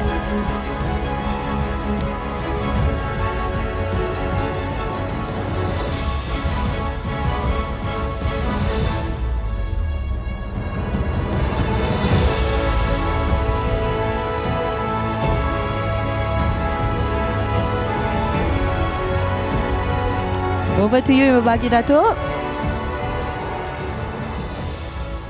Thank you. Good afternoon, everybody. So I would like to thank MGTC for giving this opportunity for me to have a sharing of what actually NextScreen is doing. So NextScreen Global Berhad is actually one of the listed co in Bursa. And current moment, actually, we are focusing on the development on the project of Green Technology Park in Pekan Pahang,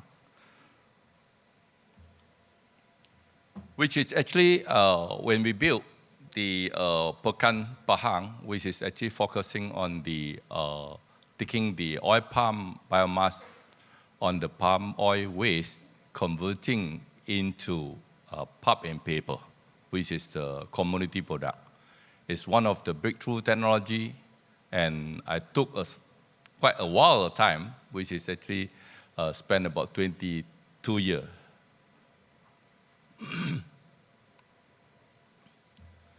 So you can see this pulp and paper industry, when we able to convert, the empty fruit branches into pulp. 1 ton of pulp, actually, you need to chop down 17 trees to actually do the conversions, which is actually emissions, a lot of carbon footprint. So which is actually what we can do here is actually a lot of carbon emission deductions by using our key technology, which is patented technology, PRC, RP, MP. And with this technology, able to establish, or either we can actually showcase. At the beginning, we just only do a demonstrations of the plant, which the concept, by conceptual, they're able to roll it out with the technology. Now we're talking about how to implement in the big scale. So we will take you through subsequent how actually our materialize and able to actually roll this out as a circular economy and zero waste concept by taking into the technology for the whole journey. And with the hybrid technology, we are circular economy, zero waste, that we're able to capture the maximum output of the yield and as well the waste that we converted into valuable product. So this is where the technology is actually in place. So looking at the product that we have to do, we have able to achieve the paper productions that we have done in our Pekan Pahang, which is actually 10,000 metric ton of paper. And we also do several other type of paper, including packaging paper, which is actually we have the customer coming from all the way from Japan as our client to take it as the special packaging paper for their customer tailor-made product. in the Japan market, as well also converting the pulp molding, which is actually first in Malaysia, the food grade standard of the pulp molding system was setting up in Pekan, Pahang at our factory. So we have actually all the product will be verified by SIRIM and also My Hijau and ISO as well. So looking at the paper product that we have, we are not only limited to the paper, we also doing upstream, which is actually able to achieve even the toilet paper, tissue paper, and then kitchen rolls and others paper product at the same time. You can see this is the factory's production that we have on the Pekan, Pahang, which is 10,000 metric ton of wood-free paper at the beginning. On Green Technology Park, actually we have 410 acres of land, which is able to do the completions of the, by using the green technology. During this process, we are capitalizing all the waste into renewable energy as well. And we also tapping into the waste generating the steam for the purpose of the production of the pulp making. So in short, I mean, we have fully utilized whatever waste that we actually generated from our productions and converting into utilizations of the value product, including the steam, including the energy, as well the leftover of the residue that we have is converting into liquid fertilizer as well. And the solid, we also can go into the boiler. And those are the soft fiber that we can actually convert to organic fertilizer. So these are the integrated technology that we have and able to zeroize, even all the waste and converting into byproduct. So that is the circular economy that we emphasize, and we would like to share this concept and introduce throughout nationwide. With the concept model that we have right now, the 10,000, we are more than happy, or either at the moment we are already going ahead to produce 150,000 ton pulp mill in the pipeline. So the earthwork is just started, beginning of the journey. The procurement of the equipment is just started. Construction will be begin very, very soon. So this is the total 410 acres. At the beginning, people look at it, why we needed such a big piece of land to implement for the one technology. But for us, it's not only one technology per se. With the idea of the concept of zero rise or zero waste concept that we need to drive with the green technology. So we are using solar panel on the roof, capitalization of the renewable energy, at the same time the steam of the waste that generated from the waste that left over from our pulp making. So in order for us to do so, we need to have the sizable, that means the scalable, whereby from the 10,000 now we are scaled up to 150,000, follow through with another additional 300,000. So total will be 450,000 in the output capacity. At the same time, we will integrate the technology with the possibility of the AI upgrade automation system. For the 450,000 ton of output capacity, we're able to enhance it to improve it additional another 10%, which is the output we'll be achieving of 500,000 ton of the capacity of the pulp. So in short, that means we can integrate the new technology to improve enhancements of the higher value of the output, increase our bottom line of the return. So this is where with the modernize of the technology, with the digitalizations, with the AI system, that we can actually, using the same facility, but improve the total revenue.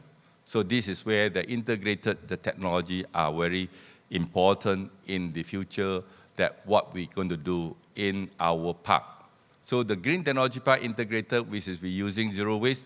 In short, that means we are also using the waste recycling water as well. You can see we had a built lake that is actually after the the water treatment that we will go back into our lake and recycle it back again and again. So to minimize the environment impact on this particular park that we're going to develop. For information, for the first line that we have utilization now is on the TMB power is about 70%. 30% from our renewable energy, which is the solar power. follow through, I think we will implement toward of 100% self-sustained energy, which is actually generate our own power from the waste and also the solar panel to contribute the ecosystem and zero rise on the power supply depending on the source of power delivery to our GDP. So the idea is to be utilized on the zero waste concept to achieve our best performance of the output. And at the same time, we also have the housing to actually taking care of the social as well and taking care of the social community in a way to able to capture, for them to be able to house into the same community area and then provide the job to the surrounding area, which is nearby the kampong area that we have actually developed this GDP in Pekan Pahang. By using the bio-integrate zero waste concept, you can see from the chart, actually, from the palm oil plantation versus to the palm oil mill, and all the raw material that we actually produce, or either the leftover, which is from the palm oil mill, we can able to generate and the circular route to make it in such a way the efficient function and able to create multiple products. So including the pulp and paper that we are producing into the end product of tissue, and at the same time, the residue that we captured is all been utilized over and over again by using this integrated zero waste concept. So this is where that we wanted to improve our bottom line, enhance it with the technology that we have provided to the modernized technology that we are implementing, and getting a best performance out of the production. So look at it, the biofertilizer is actually our byproduct. The byproduct actually from our pulp making, which is actually turned around into a very lucrative and able to reduce the waste and also enhancing the resources whereby efficiency in the way that we can contribute a best output and creating the value for the industry. So we have two products. One actually is a next booster, which is the liquid form. And the other one is a next compost, which is the solid waste from the decomposed, from the solid waste of the empty fruit branches, the leftover of our pulp selection byproduct, which is actually the good fiber we already selection for the pulp making. The leftover we go to the compost system. So we are creating two products, which the current moment is doing very good on the performance of the, especially in the paddy. We realized that the paddy performance in Kedah, or either in Seberang Perak, or either in Sekinchan, now we are moving into Pahang. So all the performance of paddy are giving us a very significant, confident approach that way now we are actually moving in the big way. Lately, we also have signed the offtake with the Libya on the liquid fertilizer and the solid fertilizer as well. So these are the test plot that we have doing at our greenhouse in Pekan, Pahang, at our factory. So we can do even up to melons. This is the actually Apollo melon from the species from US. That also at the bottom, that one is actually from the Japan melons as well. So we have done it using our next booster. So these are the sample or either the example that we have done the research on the paddy. We realized that using our next compost, you can see the root is actually totally different or either perform better, which is actually can help to grow the root very well, can able to extract the nutrient from the ground and grow the paddy in a very, very significant change in terms of the result. You can see the aggregate, just looking at the yield itself, it will increase by 40%. So that is actually a very, very significant change. This is very encouraged, and we can actually looking at the performance of the result. For the last 2 years we have done, I think this is where they're very convincing that we are will actually focus into this research and enhance the value and implement it throughout nationwide.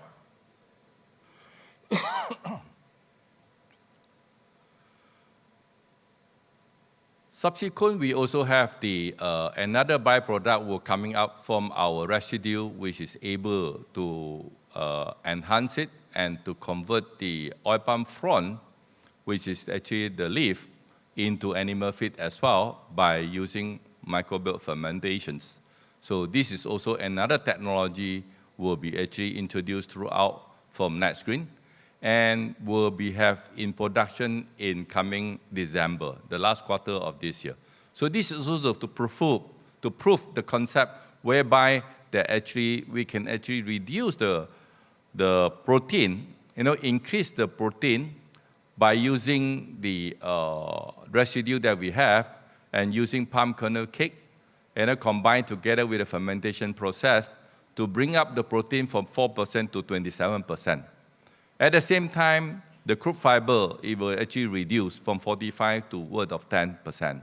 So that it will be actually another byproduct will be created by NextGreen, will be actually in the market by end of this year. So that is also the product that we are actually targeting, and we are confident with the benefit that we have actually because of the price, because of the market penetrations. I think we were actually able to sustain or either able to position ourselves into the market. Looking at the energy and utility that we have actually implemented, you can see, look at the factory. Our factory footprint, the roof was actually putting up all the solar panel. So look at it. This is where the efficiency of the renewable energy that we capitalized. This is where that we want to actually prove the concept and also implement in such a way that this circular economy, you will function provided you have actually use it right. So this is actually the demonstrate, and on the small scale in the first plant, the 10,000 metric ton. So of course on the subsequent, the 150,000 ton in the pipeline that we are going ahead, we will depend on our own renewable energy, 100%. So at the moment, we're still using TMB power by 70%. We also have the continued R&D research together with the Shanxi University, and we also have the University UPM, we have the UMP Pahang, we have also UITM, and the IKBN. With all the local university that we have, we believe the collaborations with the technology that we actually wanted to implement, that will enhance in the future for our Malaysia industry, able to capture the circular economy, and by using the renewable energy concept and able to implement sustainability aspect approach and able to roll it in for the technology implementation for this journey that we wanted to be in, and to achieve the zero waste concept that we are actually working very closely with the local university as well. So, and the sustainability food packaging also that we are actually able to roll it out for the packaging by using nano cellulose also.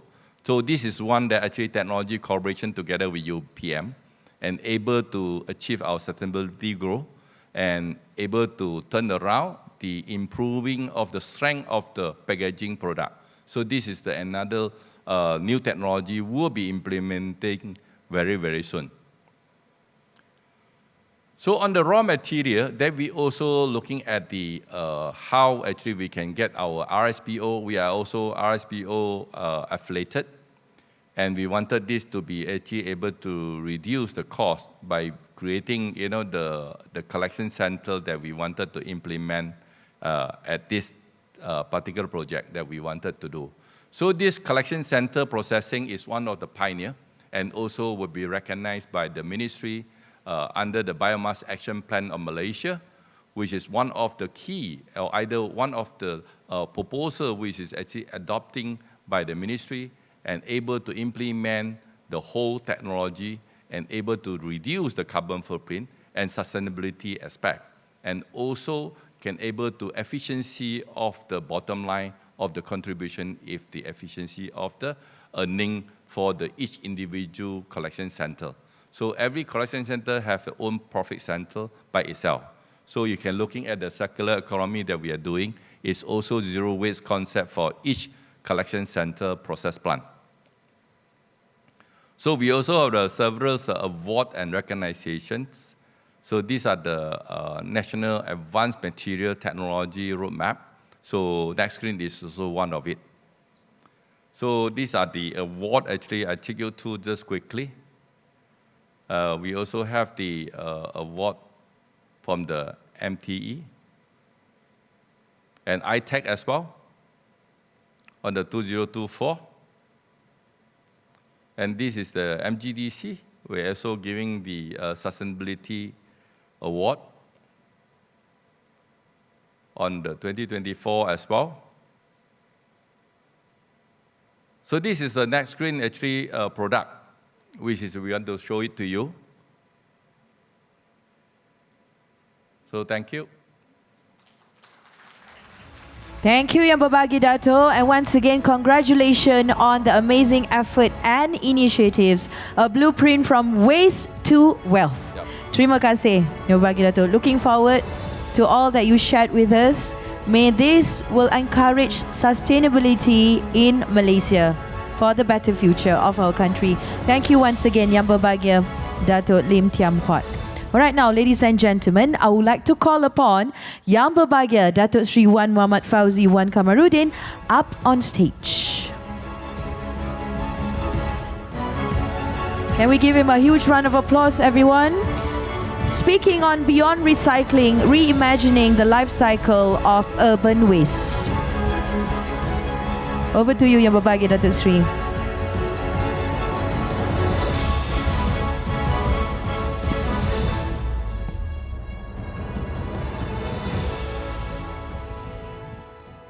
Bismillahirrahmanirrahim. Distinguished guests, fellow speakers, ladies and gentlemen. I know it's about 4:30. It's nearly the end of the day, and the ice is heavy, and the lunch was extremely good. So I'll try to make it as interesting as possible. I'll throw in a little bone for you.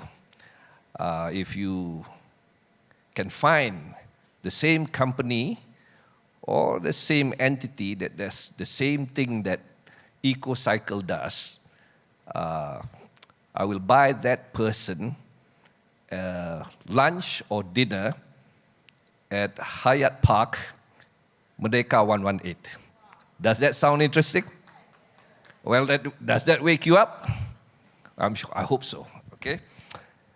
Well, it is a privilege to join you today at the Kuala Lumpur Sustainability Summit 2025 under the theme of Circular Economy. I extend my gratitude to the organizers for giving me the opportunity to share EcoCycle dynamic solution journey. It's actually a young journey. It's a new company, and it's a new vision.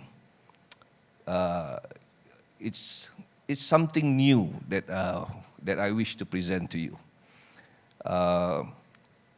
My background is not in the green technology. I'm actually very green than the green technology. I see some academics, some people who have so much experience in the green technology that surpass mine. In honesty, I come from an industry that is not in the green technology.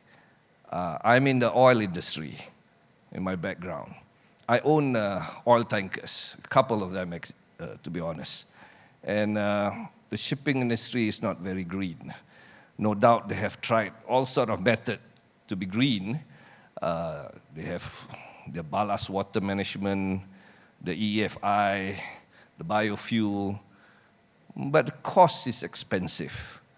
And it's not very cost effective, and it doesn't move the green technology too much. And some people call it epiphany, some people call it Allah opened my heart. But I always wanted to make something better for the world. So I hope today's presentation of talk will be something that is of beneficial to everybody. Malaysia, like many growing nations, stand at a critical crossroad. Our cities are expanding, our lifestyle are changing. Along with that growth comes a lot of waste, things that we don't need and throw discriminately. Every single day, we throw about 38,000 tons of solid waste. Much of it end up in the landfills. And it's going to be running out of space. Sooner or later, it'll be running out of space, and I hope that it won't go to the sea, because I've seen what happened to the sea, because I'm an oil man and I'm a seaman, and it's not very pretty. In 2040, if we do nothing, our landfills could take up more than 3,000 hectares. That's what the survey says. Land that could be used for homes or green lungs. If you think of it, where are we going to put a lot of those wastes? And so while recycling has helped, to be honest, it's not enough. Some people say recycling is the word, but I think it's could be no longer the buzzword. It needs to have a beginning of something better. That's why I say even in the oil industry, we try to reuse whatever we have. We try blending back the fuel, we try using back the fuel, but the technology is not there. But we can do something in small steps of what we can do right now with the things we have.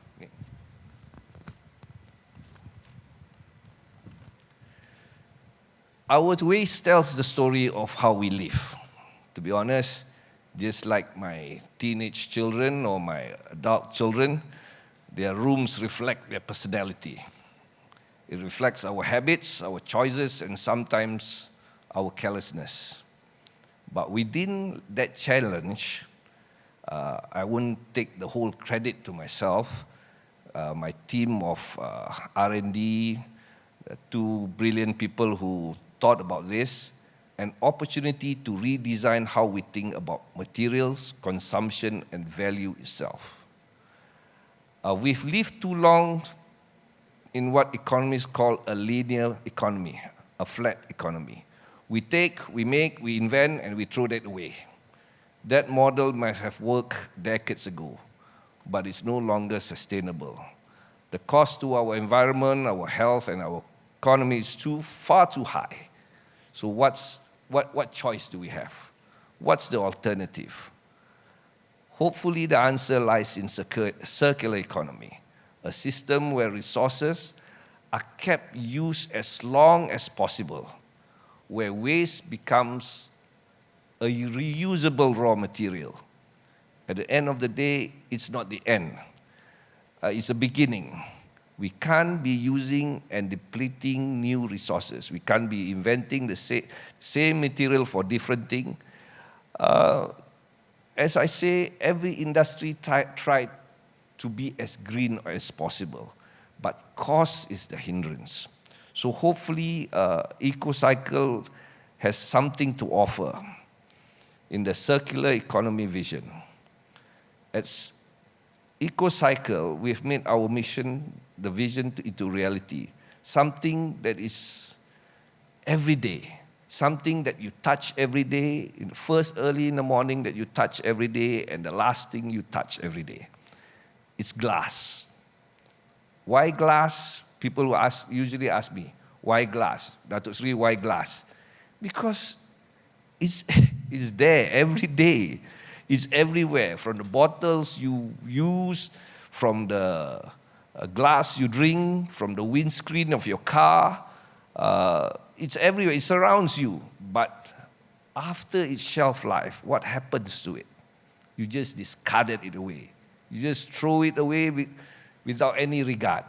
And then it'll just stay in the landfills for, I don't know, thousands of years or many, many years before it really dissolve back and return back to the land. Even though it's 100% recyclable, it's infinitely reusable. And then you can't get rid of it. It's my what do you call this? My father used to say it's like a monitor lizard. It's not pretty, you can't keep it, and you can't eat it. So it just stay there, and it's too ugly to look at it. So many people see waste and throw it away.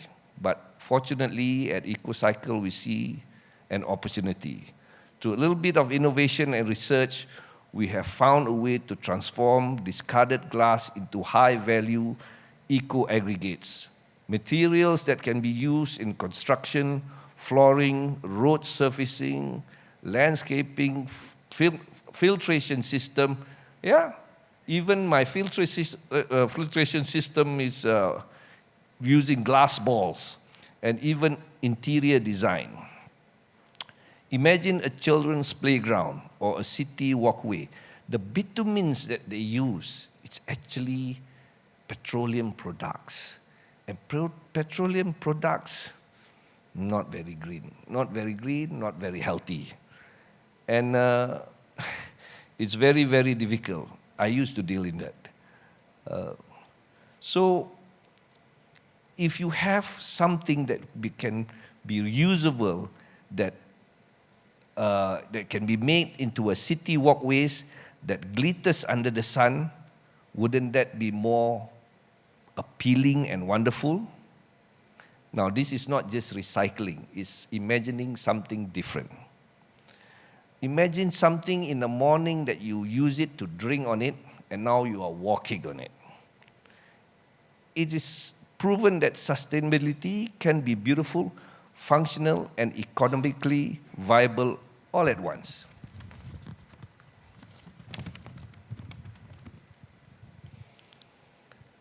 EcoCycle Dynamic Solution is proud to be Malaysia's first, and I say this with caveat, just like the famous Carlsberg ad, the only company in the world, probably, that's pioneering sustainable glass, repurposing it at scale. Our journey hasn't been easy. For something new, it's a short road, but it's a winding road. We have worked closely with government agencies, municipal council, and forward-thinking private partners. Together, we are not just creating recycled products, we are creating a new market for sustainable materials made in Malaysia.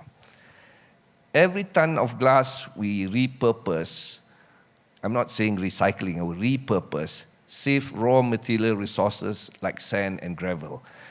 If you know the pebble stone, it partly replaces the pebble stone, and pebble stone come from the rivers. It reduces carbon emissions, support ESG goals, and help extend the lifespan of our landfills.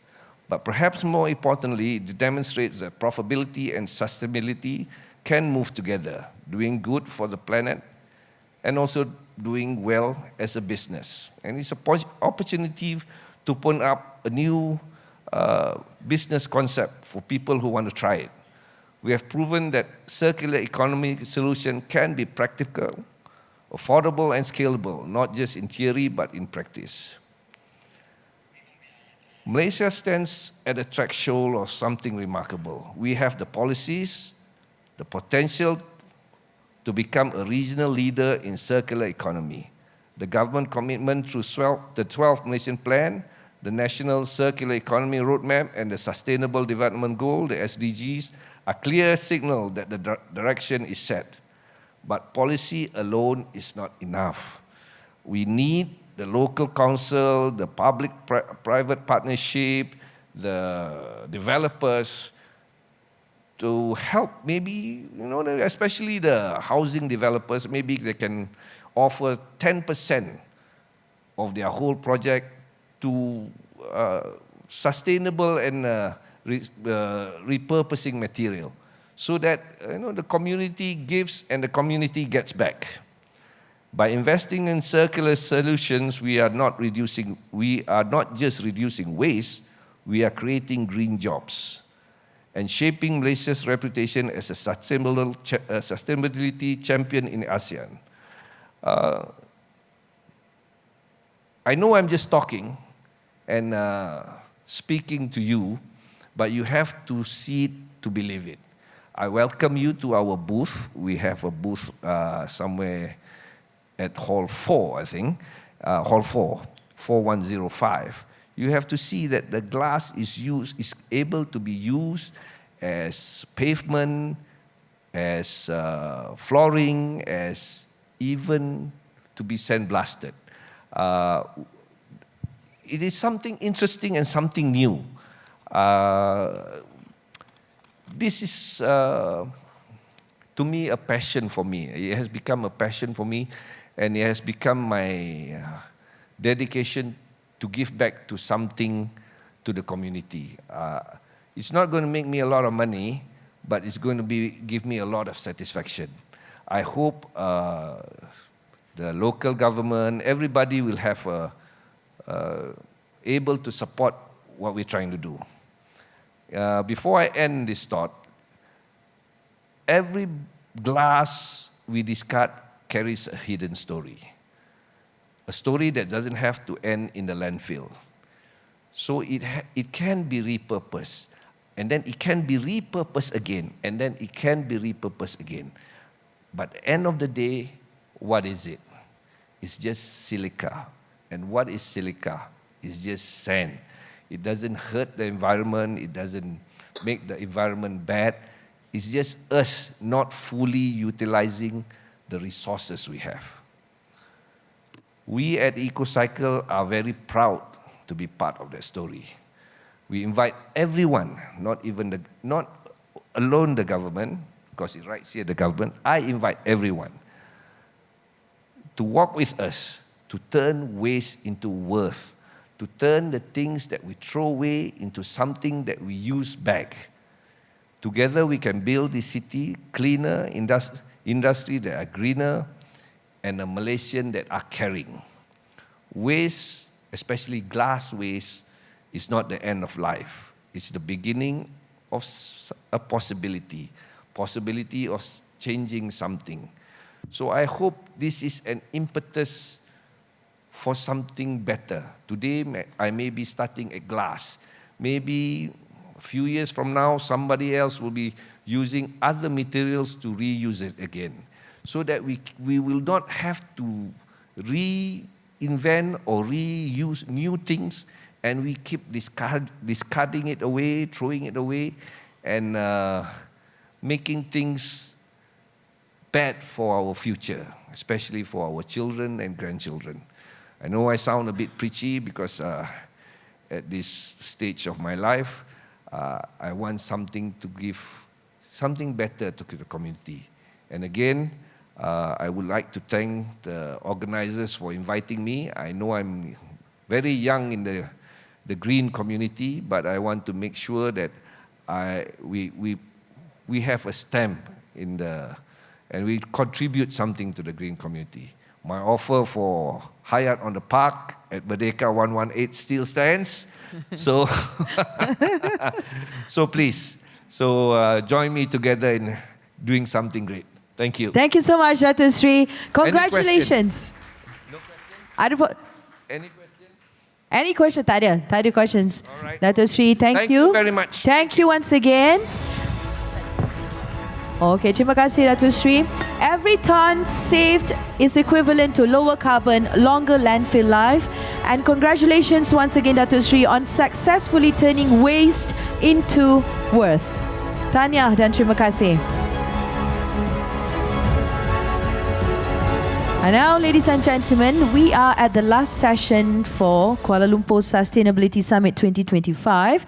So bear with me. In this session, we will hear the sharing from a globally recognized economist and strategist known for tackling debt crisis, poverty, disease control, and climate change.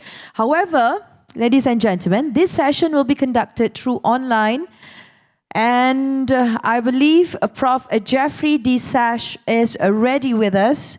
And we'll check with him right now if he's available and all ready to be with us all the way here in Kuala Lumpur for the Kuala Lumpur Sustainability Summit 2025. So let's check with Professor Jeffrey. I am here. Can you hear me? Yes, we can hear you. How are you, Prof? Are you okay? I'm great. I'm so happy to be with you. Thank you. Much love from here, Kuala Lumpur, for the KLSS 2025. And we would love to hear it from you. So with that, over to you, Prof. Jeffrey. Thank you very much. Thank you for inviting me. Greetings from Rome, a sustainable city. It's called the Eternal City in Rome's history. I'm going to be with you in KL in 11 days, so I'm excited. I'm coming for the ASEAN summit. But this is, for me, just a great opportunity a few days before arriving in KL to share some thoughts with you. First, thanks for the KL Sustainability Summit. What a wonderful initiative, and what an honor it is for me to join you. I just heard the tail end of the previous inspiring speech about the reuse and recycling, circular economy for glass and other materials. And I want to say that this is one of the three pillars of sustainability that we need today, one of the three pillars for environmental sustainability. The world faces three big environmental crises. They're all interconnected. They all involve the way that a giant world economy of more than $100 trillion a year output worldwide impinges on the physical earth. But they are three distinct challenges. The first, which you were just listening to, is the massive pollution that has come from the toxic chemicals in the chemical sector, from having non-circular technologies in which companies use the environment as their dumping ground for waste, whether it's dumping into the atmosphere or dumping into the soils or dumping into the rivers or dumping into the oceans. We have, as you know very, very well, pandemics of pollution. Virtually every part of our Earth, of the biosphere, has a plastics pollution. This has become known to all of us because we're ingesting it every day. But when we breathe polluted air, when we have our fresh water, a vital life necessary resource polluted, we're experiencing the same. The first of these crises is the 20th century rise of the chemical industry and all of the products of the chemical industry and all of the pollution that it has entailed. So we need to close the loop. We need a circular economy to recycle, reuse, reduce the use of these toxic chemicals, and to have safe industrial ecological practices. Fortunately, technology has advanced enormously so that we have good options. There are economical options, but we are in a very advanced state of poisoning ourselves. The second great ecological catastrophe, of course, is the human-induced climate change. This results from just a piece of bad luck for us. About 250 years ago, actually, the steam engine was made into the modern engine of industrialization. Some tinkering in Scotland led to the modern steam engine, and that led to the age of industrialization.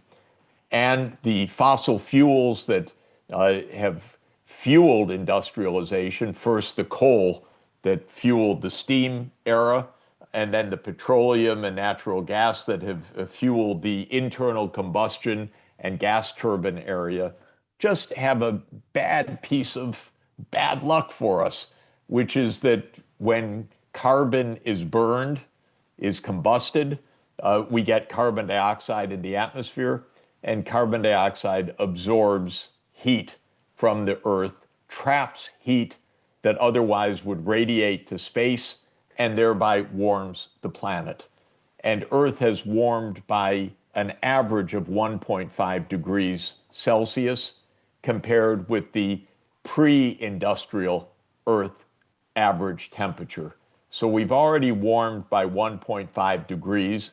And while that doesn't seem like a lot, it's enough to create massive storms, massive droughts, massive heat waves, massive forest fires, spreading diseases, more intense dengue transmission, for example, and many other ills. And we're on a trajectory of warming such that in a decade we'll be 1.8 degrees warmer, and in 2 decades, 2.1 degrees warmer.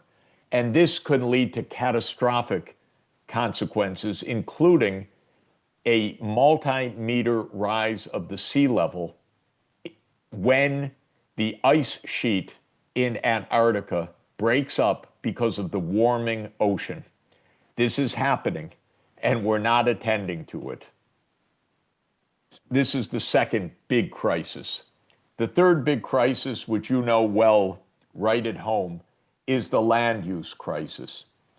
Palm oil is a wonderful commodity. It's used in everything. It's used in industry. It's used in foodstuffs. It's used for our personal hygiene.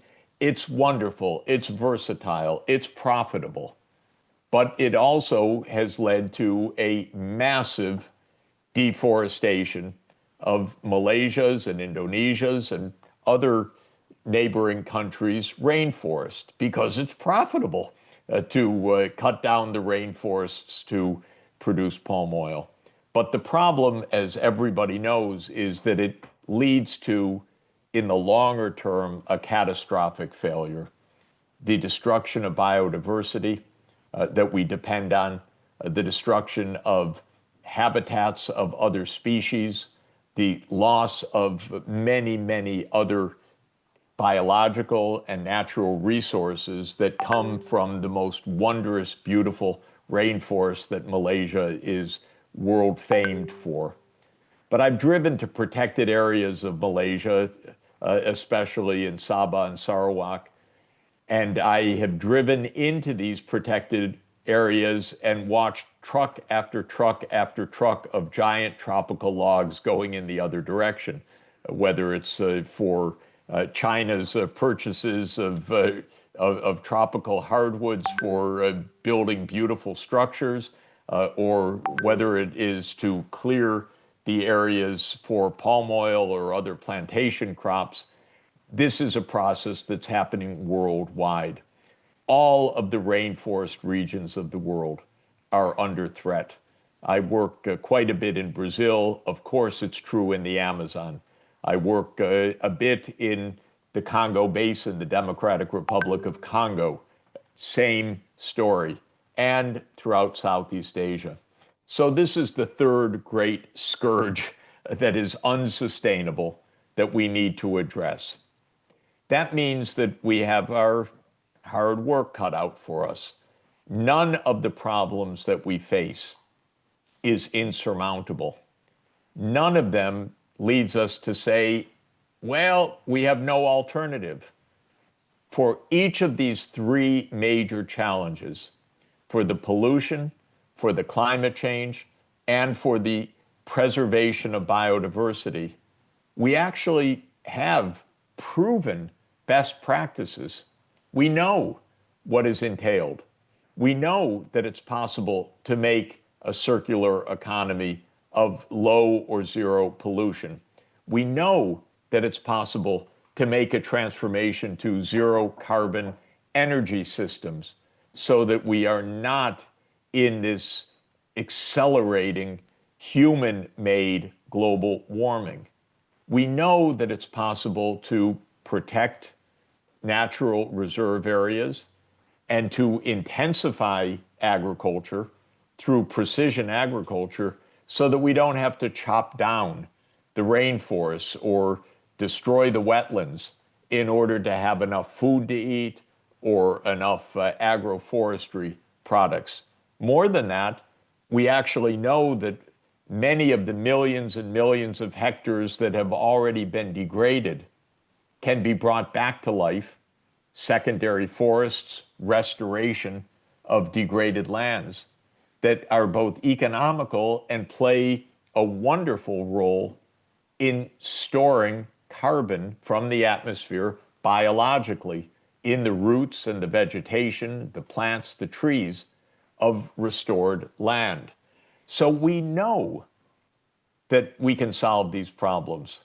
The question is getting it done. And that's why the KLSS, the Kuala Lumpur Sustainability Summit, is so important, because it is bringing together the scientific base, the technology solutions, the businesses to implement them, and the government officials that need to set the framework for action. And here I want to talk about a few main dimensions of bringing all of these different forces to bear. The first is governments need a plan. It will not be market forces and profit-driven activity by itself that will save the planet. We already know what profits mean. Profits mean, if it's profitable, chop down the forest. If it's profitable, burn fossil fuel. We need to guide the profits to make sure that the market signals are also the societal signals, are also the Earth's signals. And that means we have to correct the market signals to say you cannot use the atmosphere as a free dumping ground. You cannot clear forests just because you make a profit if it destroys the biodiversity. You cannot put pollutants into the environment, even for your company. It may make sense if it harms others downstream or in the paths of the air currents that will carry these pollutants elsewhere. So in order to constrain or to define the market forces properly, there needs to be a regulatory framework. This is obvious. And that means government setting the framework. But government needs to set a framework that works for the population, that doesn't cripple the economy, that is time-bound, that doesn't say we're going to stop all fossil fuel today. That's impossible. But by 2050, we're really out of this mess. And that's where planning is so important. And that's why Malaysia's planning ministry and its cross-ministry work coordinated by the Prime Minister is so vital. Countries that plan do better than countries that do not. Sad to say, I live in a country, the United States, that does not plan. We're in a mess right now. Our infrastructure is dilapidated, but it's also heavily polluting. And my government, unfortunately, doesn't even know what to do because we don't have a planning ministry. We don't have a planning agency. We don't even know what to do. And so we have a president, I'm sorry to say, I think he's going to be visiting Malaysia shortly. He spouts nonsense. He says that climate change is a hoax. Well, I have to tell Mr. Trump, it's not a hoax. Maybe when he went to school, he didn't take a class in climate change, but it's hardly a hoax. I just reviewed our cabinet, by the way. Of all of our cabinet members, we only have one with a master's degree in a technical subject. All the rest are lawyers and business degree. Okay, I have nothing against that, except I wish we had one PhD in earth science or in climatology so that they could say, Mr. President, it's not a hoax, it's real, we should do something about it. Malaysia's government's a lot more competent, believe me. It's a lot more technically trained. It's got a lot more technical personnel.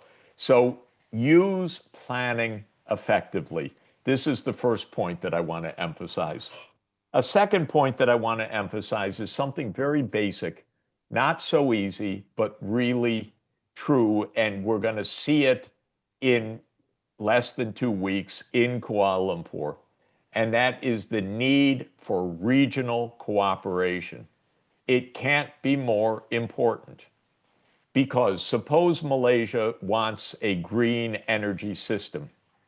Okay, you have some places where you have ocean power, you have some places where you can install solar, you have some places that are okay for wind, but not so many. But you're going to need hydropower. You're going to need the sunshine in the neighboring countries. And that's true for every ASEAN country. You need to be interconnected with every other ASEAN country. You cannot make a low-cost, efficient, reliable, low-carbon energy system by yourself. It has to be an interconnected grid. Now, the ASEAN power grid has been discussed for more than 20 years. It's the right idea, APG, but now it really needs implementation. And I'm very happy that with Malaysia's presidency of ASEAN this year, the Malaysian government has asked the ASEAN Secretariat and the ASEAN Center for Energy to provide scenarios of reaching 2050 with a resilient, upscaled, zero carbon energy system that connects ASEAN together. And I believe that this will be a major successful investment for ASEAN, linking the 10 countries together into one resilient, efficient power system.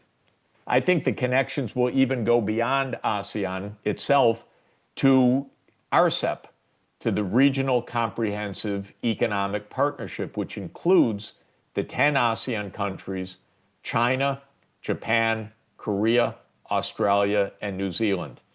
If you look at Australia, it's half desert. It's got massive land area and great sunshine in Western Australia.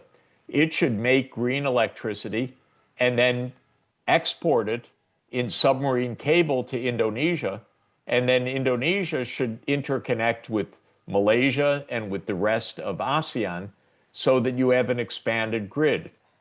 And I would like to see ASEAN interconnected with China and China interconnected with Korea and Japan so that we have all 15 countries interconnected. And then, the United States will say, that's dangerous. You shouldn't be interconnected with China. And I say, why not? That makes sense. Good neighbors make good energy partners. Good neighbors make low-cost energy. If you're all interconnected together, also the behavior will be much better. Believe me, everybody will be interdependent and everybody will get along because this is an interdependent economy of East Asia and Southeast Asia. And this is what I would really strongly recommend. So I'm looking forward to the ASEAN Summit as an occasion where the 10 countries will be very clear. We're going to work together on this regional grid. The last point I want to make is a very specific one, and it is about China and ASEAN. I am a big fan of what China has accomplished technologically and economically and financially. I go to China very frequently as I come to KL very frequently, and usually fly from KL on to Beijing or to Shenzhen or to Shanghai. And of course, what's happening next door in China is really remarkable because China has become the cutting edge technology power for most of the green revolution. It's got the low cost, very exciting electric vehicles. It is by far the low cost producer of photovoltaics, that is of solar power, of wind power, of fourth generation nuclear power. It's the low cost producer of hydrogen economy and so on. And it's advancing on many of these fronts technologically. So you might say, why am I making this point? I'm making the point because I think a strong connection of China and ASEAN is very desirable from all points of view, economic and peace and security. And I know that this is what excellent Chinese companies want. They want to invest in Malaysia. They are, of course. I'm not saying anything new. But I think that the period ahead can be one of huge mutual benefit. Malaysia will be and should be, of course, a major producer of electric vehicles. And many of those could be Chinese companies or JVs of Malaysia and China.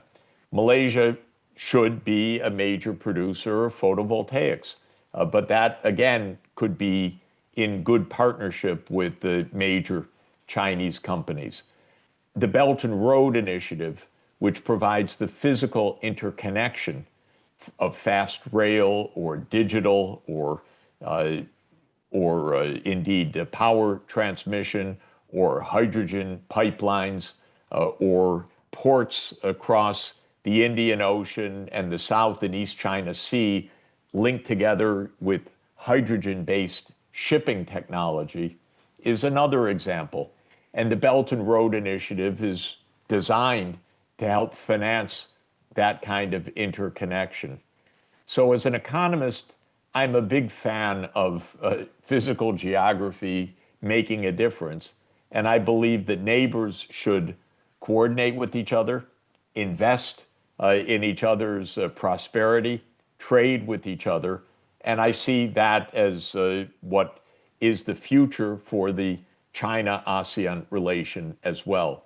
And in that regard, I just want to advertise one short meeting that I will be hosting, co-hosting in Hong Kong and Shenzhen at the end of this month.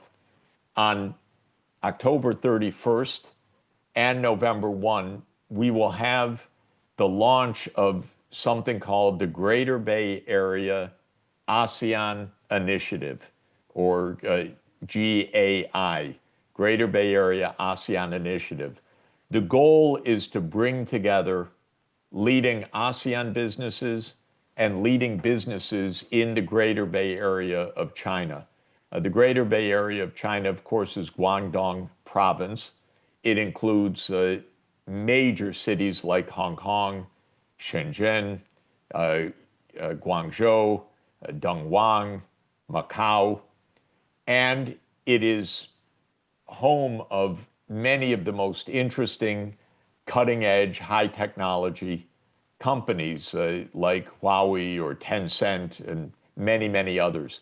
And I want ASEAN and GBA to be closely interconnected because I think it can be a huge boost for growth throughout your region for the next 25 years with a lot of two-way investment and a lot of stronger interconnection. So on October 31st, we'll be having Hong Kong University host the meeting of Greater Bay Area and ASEAN business leaders. And then the next day, on November 1, we'll be having the Shenzhen city government host a second day of this meeting. I can be reached, by the way, at sachs@columbia.edu, SACHS@columbia.edu. And if you would like any further inquiry about that two-day event, please just write to me and I will put you in touch with the organizers because I think it's a very fruitful and important initiative that will be, of course, for the mutual gain of KL and Malaysia and ASEAN generally with the very dynamic region of the Greater Bay Area. So thank you, KLSS. Thank you for this Sustainability Summit. But let me pay special tribute to Prime Minister Anwar Ibrahim, who has brilliantly led ASEAN this year in the ASEAN presidency. And I know that the summit meeting coming up later this month is going to be a great success. Thank you very much. Thank you very much, Professor Jeffrey. Thank you for sharing your thoughts and all that you've shared with us all the way here in Kuala Lumpur. And we look forward to see you in 11 days here in Kuala Lumpur. Perfect. Have a good day. Thank you very much. you. See you. Bye-bye. All right. So, as Professor Jeffrey shared, the most important thing, 3 important things. So, I would say 3 takeaways: planning, regional cooperation, and strong connection with China is desirable.